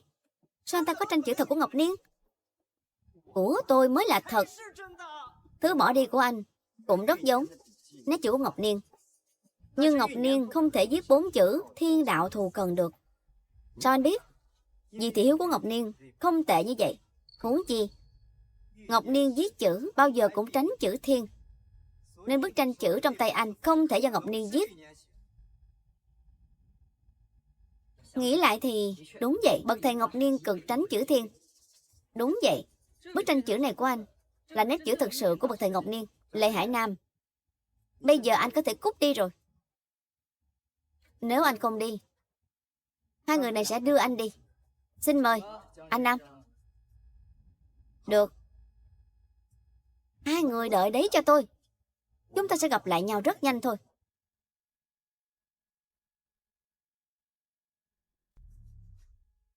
Sao anh có tranh chữ thật của Ngọc Niên? Anh và bậc thầy Ngọc Niên có quan hệ gì? Vợ. Anh nói anh là Ngọc Niên, em tin không? Tôi tin. Tôi nói với anh tôi là con dâu cả của nhà họ Hà. Anh tin không? Được rồi, không đùa anh nữa. Bắt đầu nói bậy bạ rồi. Hai vị, kiểm tra tư cách thành công, có thể vào đấu giá rồi. Bức tranh chữ đó tặng cho chủ của các anh. Hỏi thăm ông ấy giúp tôi. Cảm ơn. Mời hai người đi bên này.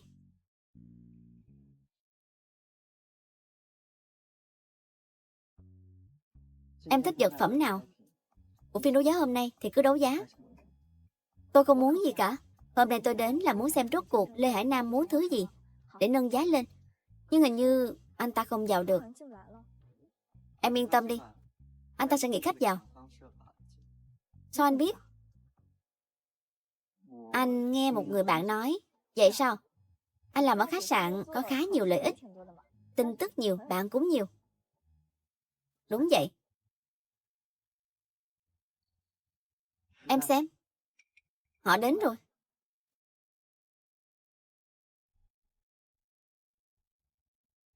Đúng là đồ ngu. Lại bị đuổi ra ngoài. Mày ở bên ngoài, đừng nói là con trai tao. Bố, hai người kiểm tra tư cách đều không phát hiện ra. Nếu không phải tên khốn kia, con đã vào từ lâu rồi. Được rồi, đồ ngu là đồ ngu. Còn tìm lý do gì? Mày phải có được vật đó ở phiên đấu giá này. Hiểu chưa? Bố, con biết rồi.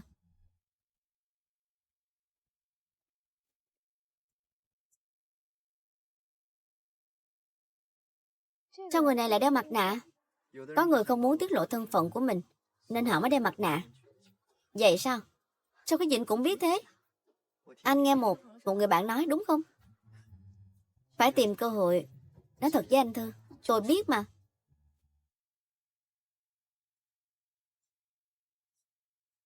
Mọi người, phiên đấu giá hôm nay có tổng cộng 10 vật phẩm, vẫn làm theo quy tắc cũ, sử dụng hình thức đấu giá một. Toàn bộ vật phẩm đều ở trong cặp. Phú quý tại trời, hoàn toàn dựa vào may mắn. Bây giờ bắt đầu đấu giá. Vật phẩm đầu tiên, giá khởi điểm là 6 tỷ. 9 tỷ. Chúc mừng cậu. 9 tỷ. Có ai ra giá cao hơn không? 12 tỷ. 15 tỷ. 18 tỷ. 30 tỷ. Cậu này ra giá 30 tỷ. Còn ai đấu giá nữa không? 30 tỷ lần một. Đồ khốn. Dám nâng giá với tôi. Cô tưởng cô là ai? Tôi phải có được thứ này. Em theo tiếp không? Không. Tôi chỉ muốn tăng giá lên thôi. Tôi không muốn những thứ này. 45 tỷ. Cậu này ra giá 45 tỷ. Anh là ai? Anh cố tình phá đám phải không? Có tiền thì mua, không có tiền thì cút. Sao tôi lại không có tiền? Tôi ra 60 tỷ.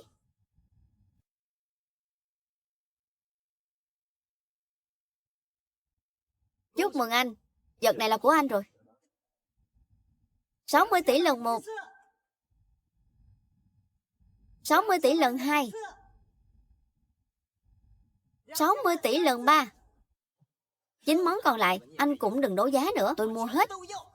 Món nào tôi cũng ra giá. 60 tỷ. Ai đồng ý? Ai phản đối? Rốt cuộc Lê Hải Nam muốn thứ gì? Chắc là muốn phá sản. Không ngờ anh cũng biết kể chuyện cười. Chúng tôi cũng chưa đấu giá như vậy.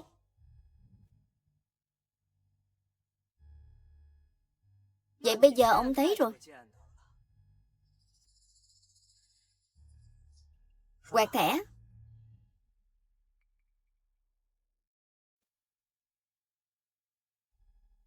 Mọi người, toàn bộ vật phẩm hôm nay đều thuộc về cậu này. Chúc mừng.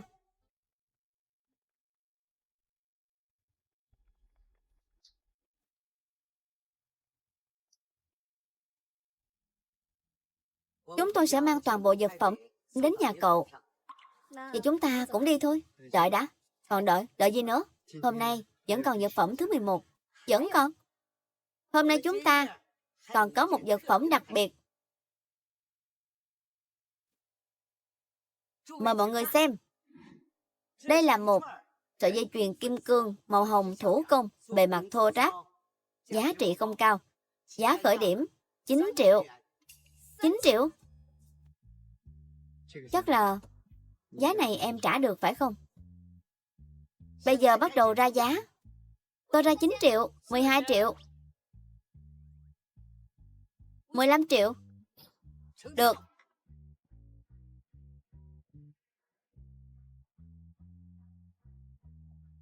Anh đã giúp em.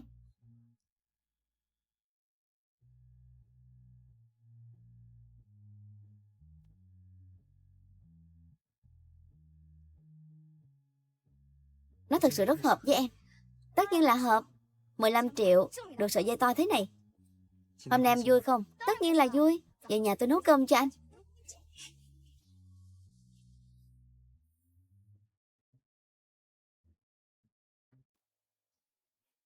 Cuối cùng cũng phối hợp diễn xong. Sợi dây chuyền kim cương màu hồng, sếp Khánh mua với giá 300 tỷ.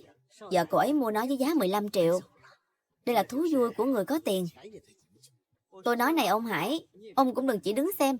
Ông phải nhớ mang 10 cặp đồ bỏ đi đến nhà họ Lê. Bây giờ tôi sắp xếp. Bố, 10 cái cặp này, con tiêu 600 tỷ như vậy.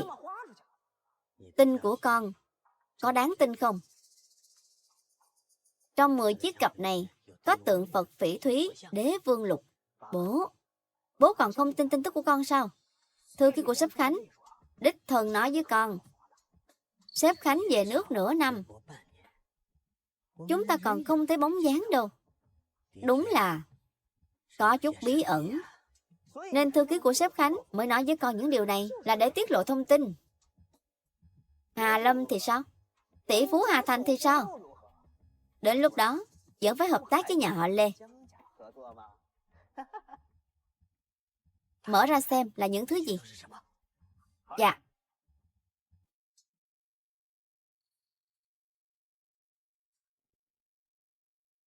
Thứ gì vậy? Không sao đâu bố. Nhất định là ở phía sau. Bố đừng sốt ruột.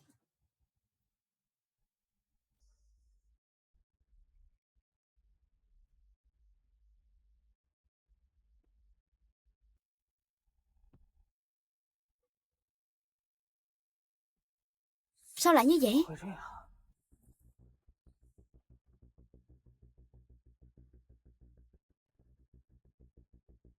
Mày tốn 600 tỷ để mang mấy thứ rác rưởi này về. Đồ ngu. Mày bị sếp Khánh chơi rồi.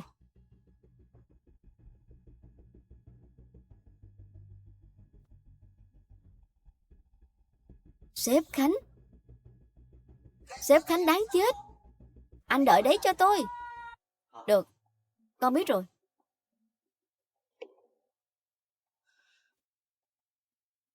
Sao thế? Bố mẹ muốn gọi chúng ta về ăn cơm. Nói đến việc này, tôi còn đang muốn nói. Đây. Đây là gì? Tôi thấy bố mẹ không thể sống trong biệt thự nhà họ Hà mãi được, nên tôi mua một căn nhà cho họ. Hà Quý Khánh, chúng ta đón bố mẹ ra ngoài ở đi. Họ vất vả bao nhiêu năm nay, cũng nên nghỉ ngơi rồi. Vợ, em tốt với anh quá. Anh nói ngốc nghếch gì vậy? Vợ, anh không muốn chia tay với em. Chúng ta có thể hủy bản hợp đồng đó đi không? Cái gì? Anh muốn ở bên em. Mãi mãi ở bên em. Vợ.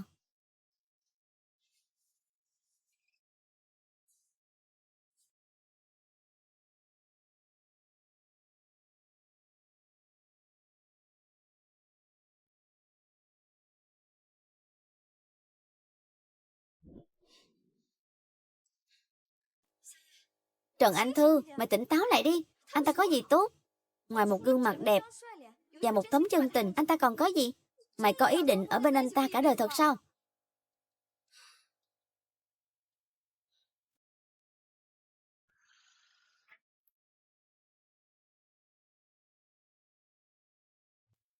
Mau đến ăn cơm thôi vợ.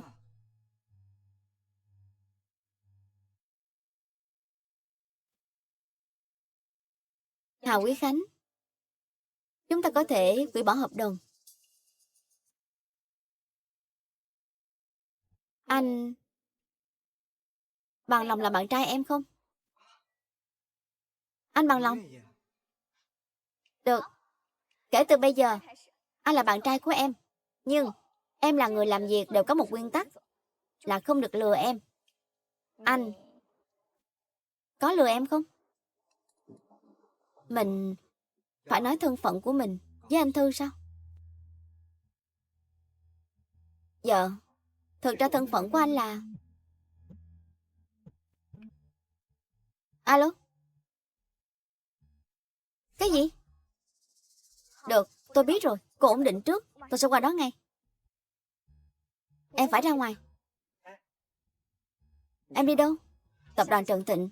Đã xảy ra chuyện gì? Lê Hải Nam đang đấu giá tập đoàn Trần Thịnh. Em phải đi mua lại công ty. Anh đi với em. Không cần, anh đợi em ở nhà.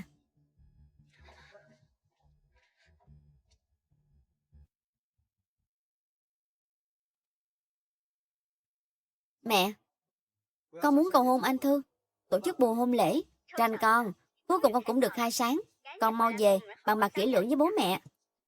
Mọi người, chỉ cần có một người ra giá 150 tỷ, tôi sẽ chuyển nhượng tập đoàn Trần Thịnh.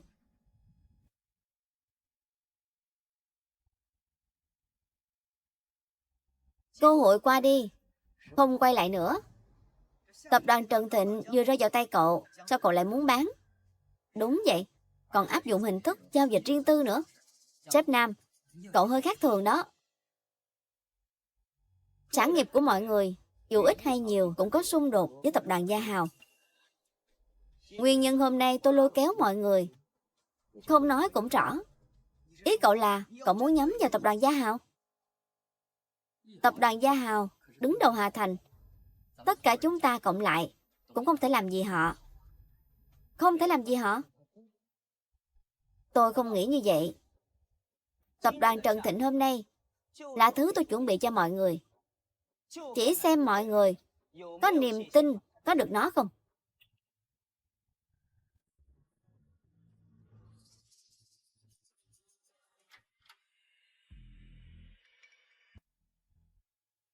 Có phải sếp Nam quên khoa học kỹ thuật Minh Anh không? Khoa học kỹ thuật Minh Anh.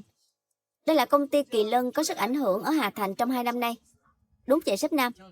Cậu còn quen người của khoa học kỹ thuật Minh Anh. Khoa học kỹ thuật Minh Anh là cổ đông lớn thứ 2 của tập đoàn Trần Thịnh. Nếu Minh Anh hợp tác với Lê Phong, thực sự có khả năng đấu được với tập đoàn Gia Hào. Chỉ cần có lợi ích, chuyện gì cũng làm được. Sếp Thư, mời. Tôi chỉ là thư ký của sếp Thư. Sếp Thư sẽ đến sau. Chỉ cần sếp Thư có thể đến, tức là nể mặt tôi. Thế này đi, chỉ cần hôm nay mọi người ký vào hợp đồng, tôi sẽ tăng cổ phần của mỗi người lên 3% nữa. Lại tăng 3%. Có vẻ như nhà họ Lê thực sự muốn đấu với tập đoàn Gia Hào. Nếu mọi người nghĩ xong rồi thì ký vào hợp đồng. Từ nay về sau chúng ta là người cùng hội cùng thuyền, cùng nhau giành được tập đoàn Gia Hào.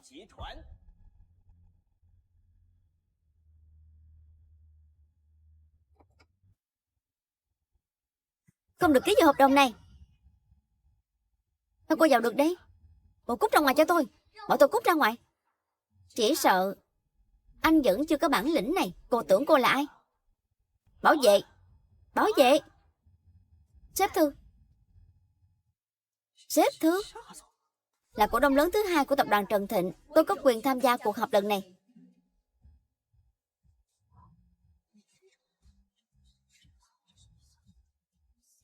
Cô lại là CEO của khoa học kỹ thuật Minh Anh.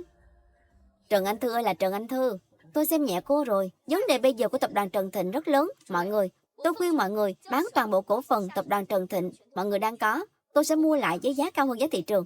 Trần Anh Thư, cô đừng quá đáng quá. Cô đang cướp người trắng trợn. Tôi không cướp người. Tôi chỉ tốt bụng nhắc nhở. Cô đùa gì vậy? Trước khi tôi đã muốn mua tập đoàn Trần Thịnh, không ngờ anh lại nẫn tay trên.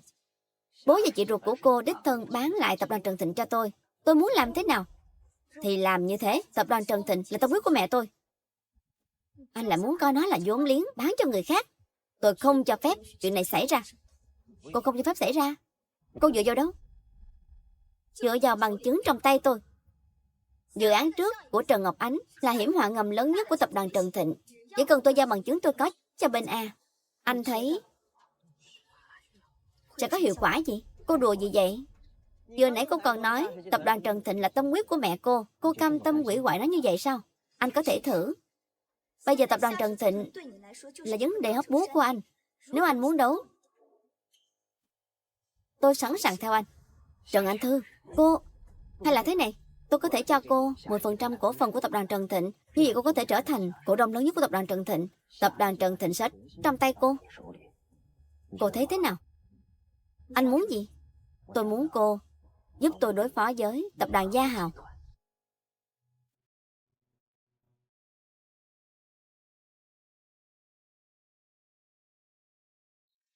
Trần Anh Thư, tôi thấy hai chúng ta phải nói chuyện riêng với nhau.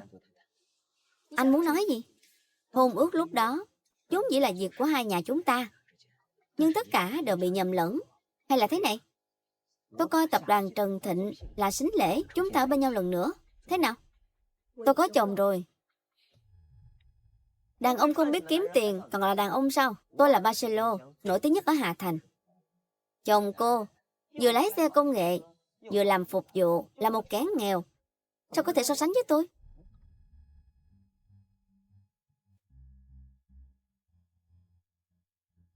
Đúng là không thể so sánh. Nói như vậy là cô đồng ý rồi. Anh còn không bằng một ngón tay của chồng tôi. Anh cũng xứng so sánh với anh ấy. Trần Anh Thư, cô sẽ phải hối hận. Con người tôi không biết hối hận là gì. Cô đợi đó cho tôi.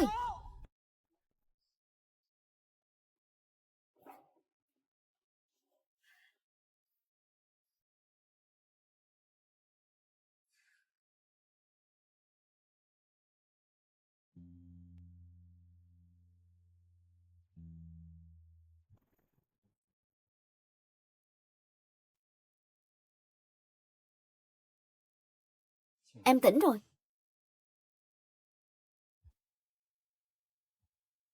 Anh cả đêm không về. Anh đi đâu? 3 ngày sau, tập đoàn Gia Hào có một bữa tiệc. Mấy hôm nay bố mẹ và anh đều bận việc này. Tiệc? Tập đoàn Gia Hào? Đúng vậy. Không lẽ là liên quan đến Lê Hải Nam? Vợ, anh có thể lấy cho em một tấm thiệp mời không? Anh đến là để đưa thiệp mời cho em. Tốt quá rồi. Có tấm thiệp mời này, em có thể dự tiệc rồi. Em muốn dự tiệc như vậy làm gì? Vì mình không thể nói với anh ấy, vì nhà họ Lê chuẩn bị đối phó với nhà họ Hà. Nếu Hà Quý Khánh nói việc này với bố mẹ anh ấy, có khi là gây ra rắc rối không cần thiết. Vì em muốn đích thân cảm ơn sếp Khánh vì anh ấy giải phóng vốn cho em. Đúng là chuyện này anh ấy làm không đúng. Sao anh biết suy nghĩ của sếp Khánh? Anh thấy chắc là sếp Khánh cũng nghĩ như vậy. Không thể nấy không đưa cho em thiệp mời, đúng không? Anh nói cũng đúng. Vậy buổi tiệc này anh không đi với em nữa. Hôm đó anh có ít việc. Anh làm sao thế? Không có gì. Anh chỉ có ít việc riêng cần đi xử lý. Được. Nếu có chỗ nào cần em giúp đỡ, anh nói với em phải đến công ty đây. Được, em đi làm đi. Tối nay về sớm, anh nấu cơm đợi em. Được.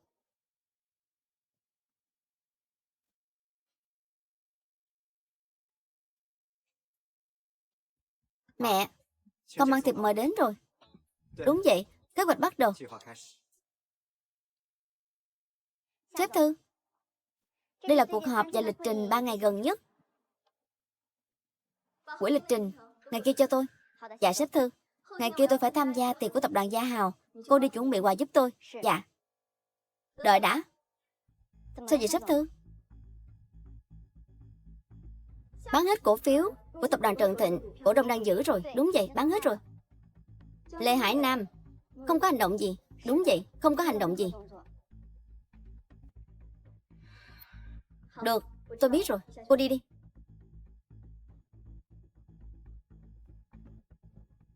Tôi làm việc, anh cứ yên tâm.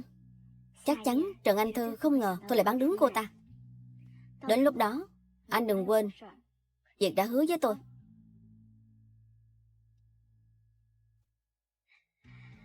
Sếp Thư ơi là sếp Thư, buổi tiệc ngày kia sẽ rất đặc sắc.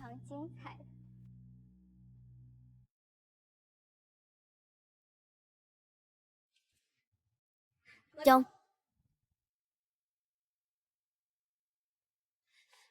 chồng mau xem, bộ đồ em mặc thế nào? Đẹp lắm, giờ anh mặc gì cũng đẹp. Anh đùa em phải không? Anh nói thật mà. Anh cầm gì vậy? Không có gì. Cho em xem nào. Giống Vĩnh muốn tặng em, nhưng anh thấy em đã chuẩn bị trang phục. Bộ lễ phục tối nay đẹp thật. Em cũng đang thấy bộ đồ trên người em hơi chật. Em đi thử bộ này. Được.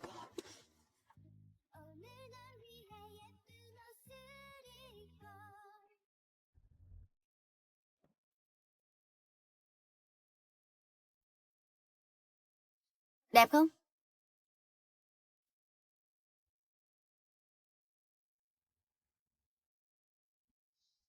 Giờ em đẹp thật đấy. Em mặc bộ này. Cảm ơn chồng. Em đi trước đây.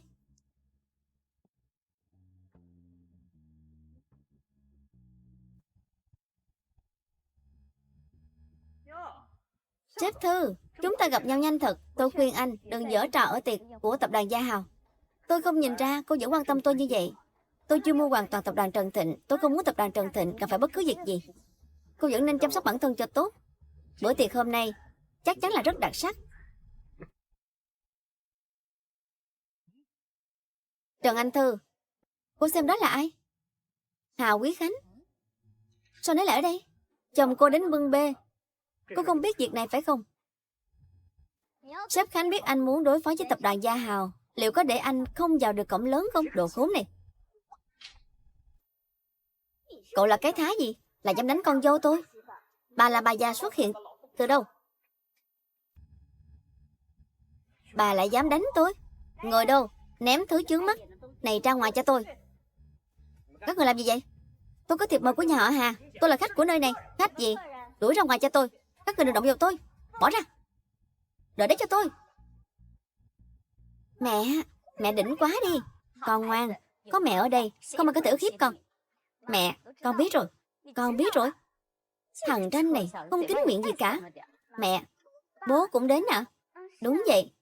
Hà Quý Khánh cũng giấu con đến đây.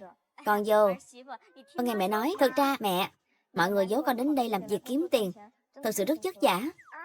Xem ra anh Thư vẫn chưa biết việc thằng Tranh đó cầu hôn. Mình phải giấu tiếp. Đúng vậy, mẹ và bố con và thằng Tranh kia đều đến giúp đỡ. Thực ra là sợ con biết sẽ không vui. Mẹ, con không thấy không vui đâu. Mẹ xem, bố mẹ vất vả làm việc lâu như vậy rồi, hôm nay không làm việc nữa. Con đưa mẹ đi dự tiệc. Con ngoan, hiếm khi con hiếu thảo như vậy. Mẹ, bộ đồ này của mẹ mượn đấy, con thấy được không? Mẹ mặc gì cũng đẹp. Con đưa mẹ đi mua bộ đồ đẹp hơn. Đến giờ rồi, mau đi thôi. Mẹ vào với con nha. Bỏ ra.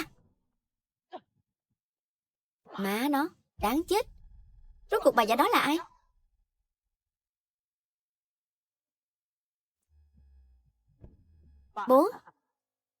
Bố đến rồi. Ở đây làm gì? Sao lại không vào? Bố đừng nhắc nữa, bố đừng nhắc nữa. Vừa nãy con bị một bà già đuổi ra ngoài. Vô dụng. Đây là địa bàn của ai? Một bà già bình thường có thể đuổi mày ra ngoài. Bố có ý gì? Người mày gặp chắc chắn là bà Hà. Không thể. Tại sao bà Hà lại bên vực Trần Anh Thư? Đồ ngu. Rốt cuộc mày đã làm gì? Bố, con thực sự không làm gì cả. Ai biết được bà già đó lên cơn điên rồi. Bố ơi, con sai rồi. Bố cứ coi như con xì hơi, con không nói gì cả. Lát nữa đi vào. Mày ngoan ngoãn một chút cho ta. Dạ, con biết rồi, nhà họ Hà không đơn giản như mày nghĩ đâu. Dạ bố, con biết. Tập đoàn Gia Hào là thứ gì? Con nhất định sẽ cho bố thấy năng lực của con.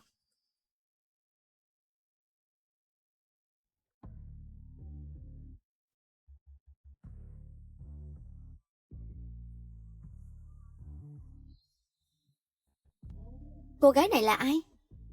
Trời ơi, cô gái này may mắn quá, lại được.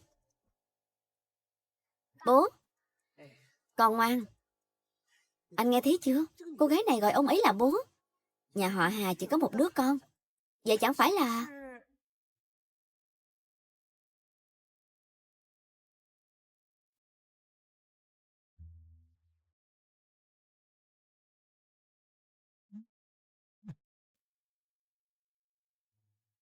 Vâng, tôi biết rồi. Bây giờ tôi đi vào. Hôm nay đúng là ngày tốt. Anh nói phải không chồng? Đúng vậy. Bố mẹ, đợi sau khi buổi tiệc này kết thúc, bố mẹ hãy dọn đến căn nhà mới mua. Đừng làm gì cho nhà họ Hà nữa. Bố mẹ nghỉ ngơi đi. Hiếm khi con hiếu thảo như vậy. Tất nhiên là bố mẹ đồng ý. Phải không chồng? Được.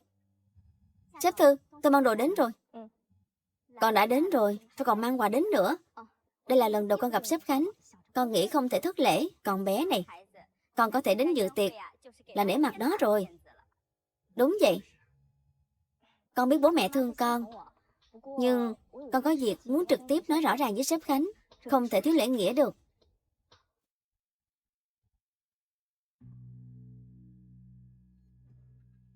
Đây là thứ gì? Đây là thứ cô bảo tôi mang đến, sếp Thư. Tôi bảo cô mang những thứ bỏ đi này đến lúc nào? Cô nói tập đoàn Gia Hào là rác rưởi, tất nhiên phải tặng rác rưởi. Chẳng lẽ cô quên những lời này rồi sao?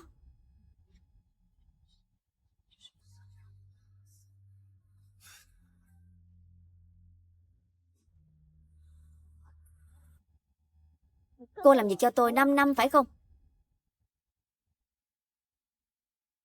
Tôi còn mang những tài liệu này đến. Cô nói phải chính thức tuyên chiến với tập đoàn Gia Hào.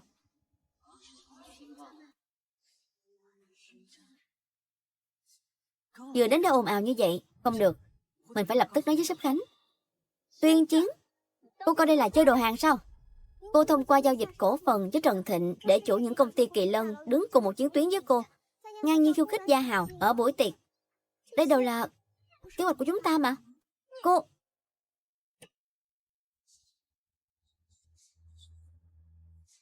Trời ơi, cô gái này điên rồi. Lại khiêu khích tập đoàn Gia Hào. Đúng vậy. Hôm nay còn là lần đầu sếp Khánh xuất hiện sau khi về nước. Không ngờ lại ồn ào như vậy. Con sắp xếp cô gái này. Bố, Trần Anh Thư muốn đấu với con. Cô ta vẫn còn non nớt lắm. Coi như con thông minh. Nơi này nhộn nhịp quá. Quý Lâm, Ngọc Hà, đã lâu không gặp. Lê Quân, mấy năm không gặp. Anh vẫn phong độ như xưa. Cũng thường thôi. Chỉ là không được ung dung như hai người. Đây là... Con bé là con dâu của tôi. Khánh cưới vợ rồi. Bây giờ người chú này mới biết không chuẩn bị quà gặp mặt gì. Người có lòng thế nào cũng chuẩn bị. Anh nói đúng không chồng? Đúng vậy.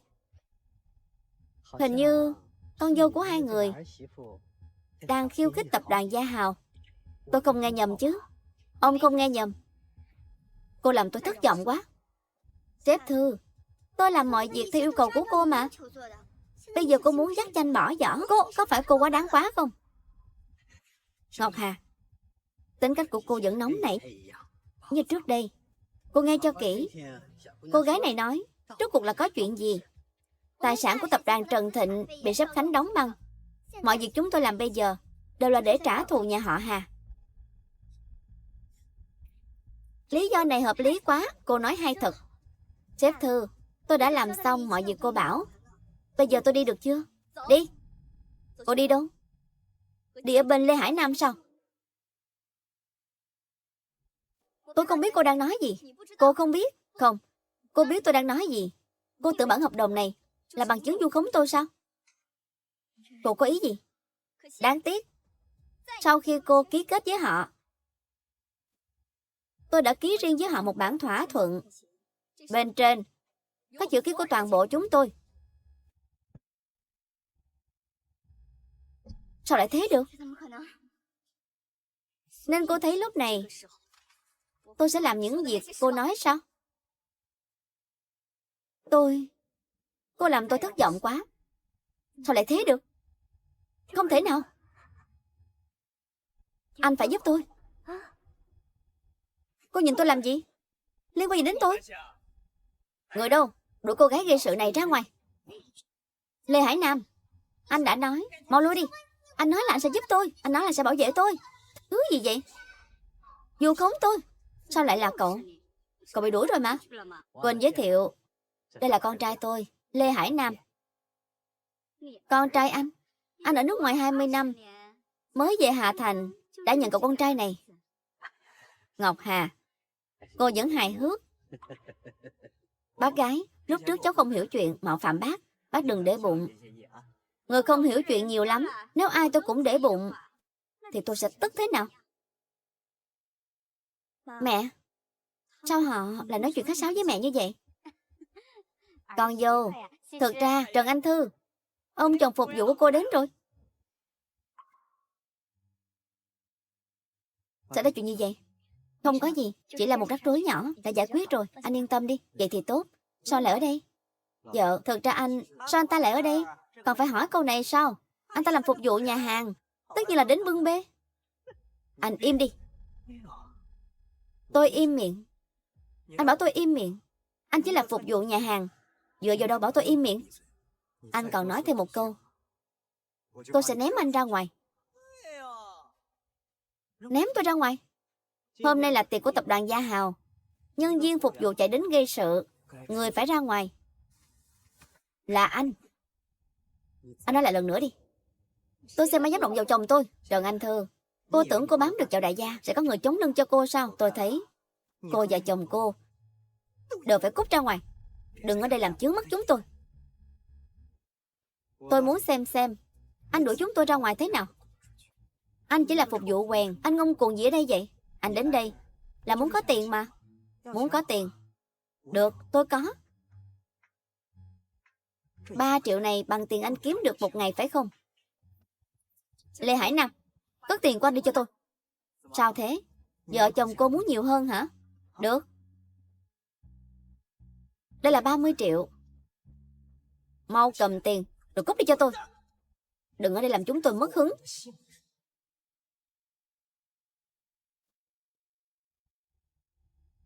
Chỉ chút tiền này cũng muốn chúng tôi đi. Hai người được lắm. Muốn cướp tập đoàn Trần Thịnh, bây giờ lại đến gây sửa tiệc của tập đoàn Gia Hào. Tôi thấy hai người tham lam vô độ, sỉ nhục tập đoàn Gia Hào. Bây giờ tôi sẽ đuổi hai kẻ làm mất hứng này ra ngoài. Đuổi nó ra ngoài. Đúng vậy, bác gái, bác không cần lo việc này. Cứ để cháu. Lê Hải Nam, anh có thấy việc anh làm bây giờ rất buồn cười không? Buồn cười? Cô nói câu này là sao? Anh có thể cài cắm người bên cạnh tôi. Chẳng lẽ tôi không có cách đối phó với anh sao? Tôi muốn cô giúp tôi đối phó với tập đoàn Gia Hào. Tôi muốn cô giúp tôi đối phó với tập đoàn Gia Hào. Anh bỏ tay ra cho tôi. Muốn đánh vợ của tôi. Anh cũng xứng.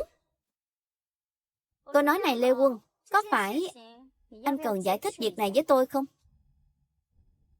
Lê Hải Nam, mày làm trò gì vậy? Bố nghe con giải thích. Việc này không như bố nghĩ đâu. Mày có 3 anh trai 4 em trai ở nước ngoài. Mày phải biết hoàn cảnh của mày. Mày lại dám khiêu khích tập đoàn Gia Hào? Bố, không phải. Đều là hiểu nhầm. Đều là cô gái này cố ý gài bẫy tôi.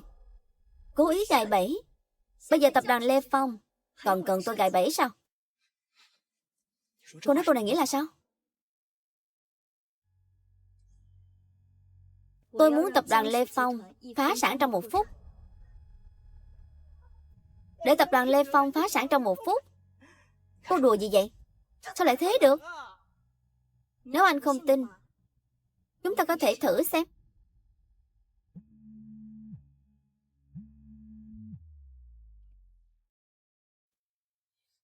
Cái gì? Sao tôi có thể phá sản chứ? Hai lòng hai dạ, xứng đáng đen đuổi, phá sản. Cô đã làm gì? Sau khi Lê Phong mua Trần Thịnh, anh còn bao nhiêu tiền có thể quan phí? Anh đã tiêu 600 tỷ ở phiên bán đấu giá lần trước. Bây giờ dòng tiền của tập đoàn Lê Phong đã bị đứt. Tôi chỉ cần tác động một chút. Anh thấy... Đồ khốn. Anh xứng đáng bị như vậy.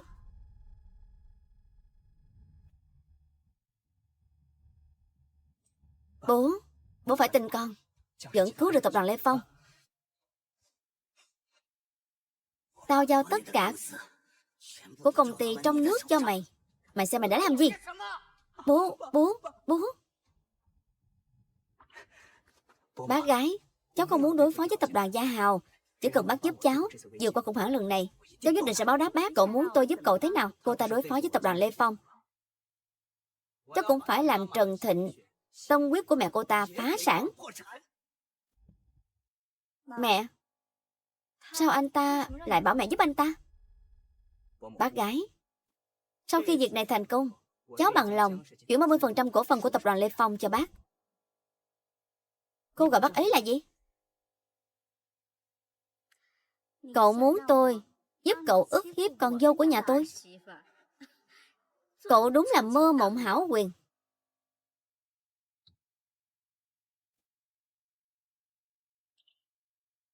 Con dâu? Cô ta là con dâu của nhà họ Hà. Mẹ, đùa gì vậy trời? Nhân viên phục vụ quèn này sao có thể là sếp Khánh? Sếp Khánh? Sao chồng tôi lại là sếp Khánh? Bố, mẹ, rốt cuộc chuyện này là sao?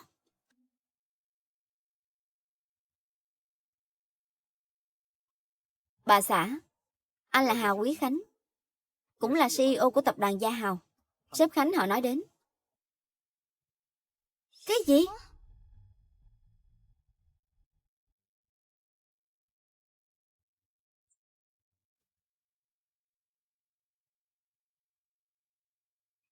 Con dâu, không phải cả nhà không muốn nói với con. Buổi tiệc hôm nay tổ chức cho con. Chỉ là người này làm loạn toàn bộ kế hoạch của cả nhà. Con dâu. Con dâu? Vậy anh ta là...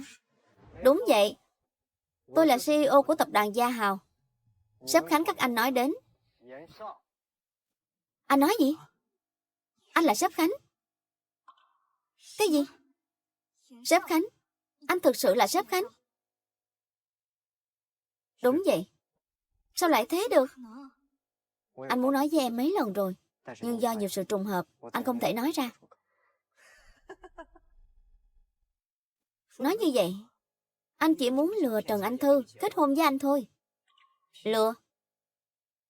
Người nói chữ lừa này phải là anh. Sính lễ anh nhìn thấy ở nhà họ Trần lúc đó là anh tặng sao? Anh tặng sính lễ? Đúng vậy. Bố em và chị gái em đột nhiên rời khỏi Hà Thành, cũng là do anh làm. Đúng vậy. Con dâu, cả nhà không cố ý lừa con đâu. Đúng vậy. Ngoài tiền ra, cả nhà không cho con được cái gì. Chỉ có thể gián tiếp bảo vệ con. Vợ, chuyện của chúng ta để lát nữa nói. Bây giờ anh phải nói chuyện nghiêm túc với người nhà họ Lê. Cái gì? Tôi? Sếp Khánh, đều là hiểu nhầm. Sau này, tôi không muốn nhìn thấy anh nữa.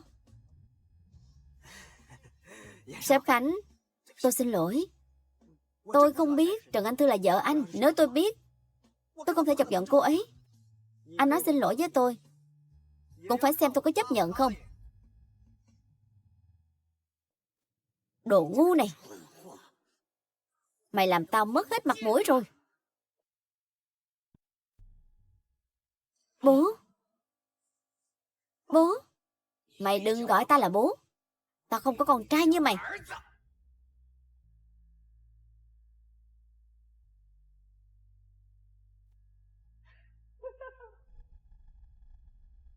Mọi việc tôi làm đều là vì chứng minh năng lực của tôi với ông. Ông đã bất nhân. Đừng trách tôi bất nghĩa.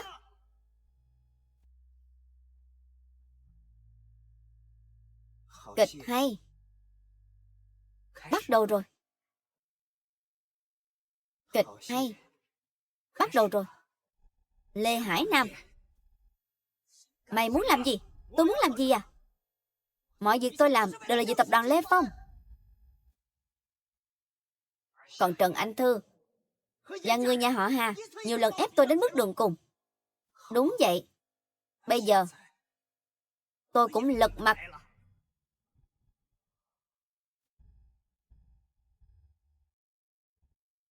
Đừng sợ, anh sẽ bảo vệ em. Nếu bây giờ cậu quay đầu, chúng tôi có thể coi như không có chuyện gì xảy ra. Chàng trai, tôi khuyên cậu nghĩ kỹ. Có vài việc làm rồi, cậu sẽ không quay đầu được. Quay đầu? Tôi còn có thể quay đầu sao? Báo chí ngày mai, bản tin trang nhất đều sẽ viết buổi tiệc của tập đoàn Gia Hào xảy ra hỏa hoạn. Toàn bộ các người đều mất mạng. Không ai còn sống. Điên rồi. Lê Hải Nam, anh điên rồi, điên rồi. Tôi điên rồi. Tôi điên. Cũng là do các người ép.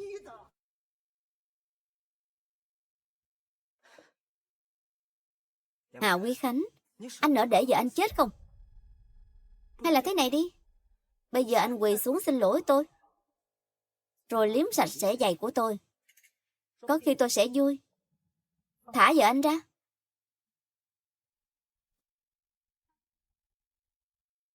Kệ anh ta đi. Sự kiên nhẫn của tôi có hạn. Tôi chỉ đếm đến 3. Hoặc là quỳ xuống xin lỗi, hoặc là các người cùng chết ở đây. 3, 2,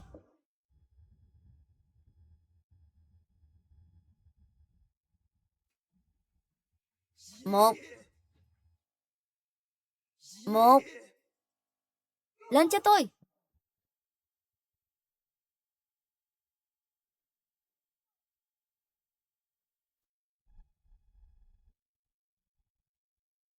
Anh. Các người.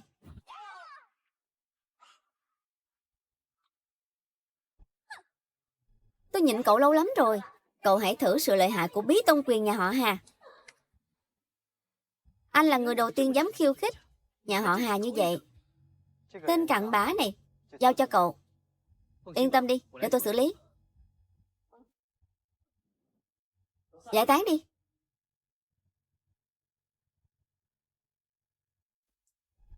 Đều tại tôi. Đúng là gia môn bất hạnh. Gia môn bất hạnh. Lê Quân, anh sinh nhiều con như vậy, đều không bằng con trai tôi. Ân oán mấy chục năm, còn muốn tiếp tục không? Con trai không được, tôi còn có cháu. Hà Quý Lâm, 20 năm sau gặp lại.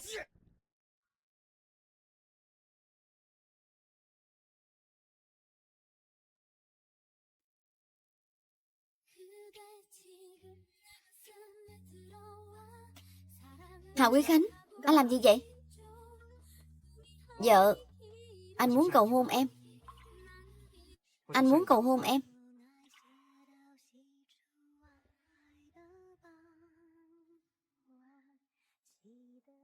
Vợ, anh cầu hôn em. Tất nhiên, anh vừa gặp đã yêu em ở lễ kết hôn. Sau này sống với nhau, anh nhận ra anh đã thích em. Đáng yêu lại hơi mưu mô, thông minh lại hơi ngốc. Anh đang khen em sao? Trước khi gặp em, anh không tin vào tình yêu. Nhưng sau khi gặp em, anh trở thành kẻ yêu mù quáng. Anh Thư, em bằng lòng gả cho anh không? Con dâu, tuy nhà họ Hà nghèo, chỉ còn lại tiền, nhưng cả nhà sẽ tốt với con. 30 căn biệt thự ở trong và ngoài nước, thêm hơn 20 công ty niêm yết và 5 hải đảo. Những thứ này đều là sính lễ. Hôm nay con trai mẹ tặng cho con.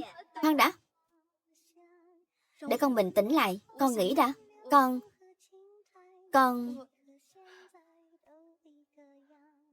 Con vô. Nếu con trai mẹ dám để con chịu chút ấm ức nào, mẹ sẽ đuổi nó khỏi nhà họ Hà. Đúng vậy. Như vậy không tốt thì phải. Có gì không tốt chứ. Con vô quan trọng hơn con trai nhiều. Mẹ, con đang cầu hôn ở đây. Mẹ cứ làm như mẹ cầu hôn vậy. Được, được. Không nói nữa, không nói nữa. Vậy, nếu sau này sinh con, bố nuôi, mẹ nuôi. Vợ, em cứ yên tâm đi xây dựng sự nghiệp. Từ nay về sau, anh xây nhà, em xây tổ ấm, vợ hát chồng khen hay. Quyết định vậy đi. Vậy Lam đồng ý rồi. Thằng bé ngốc này, còn nghĩ đã làm gì?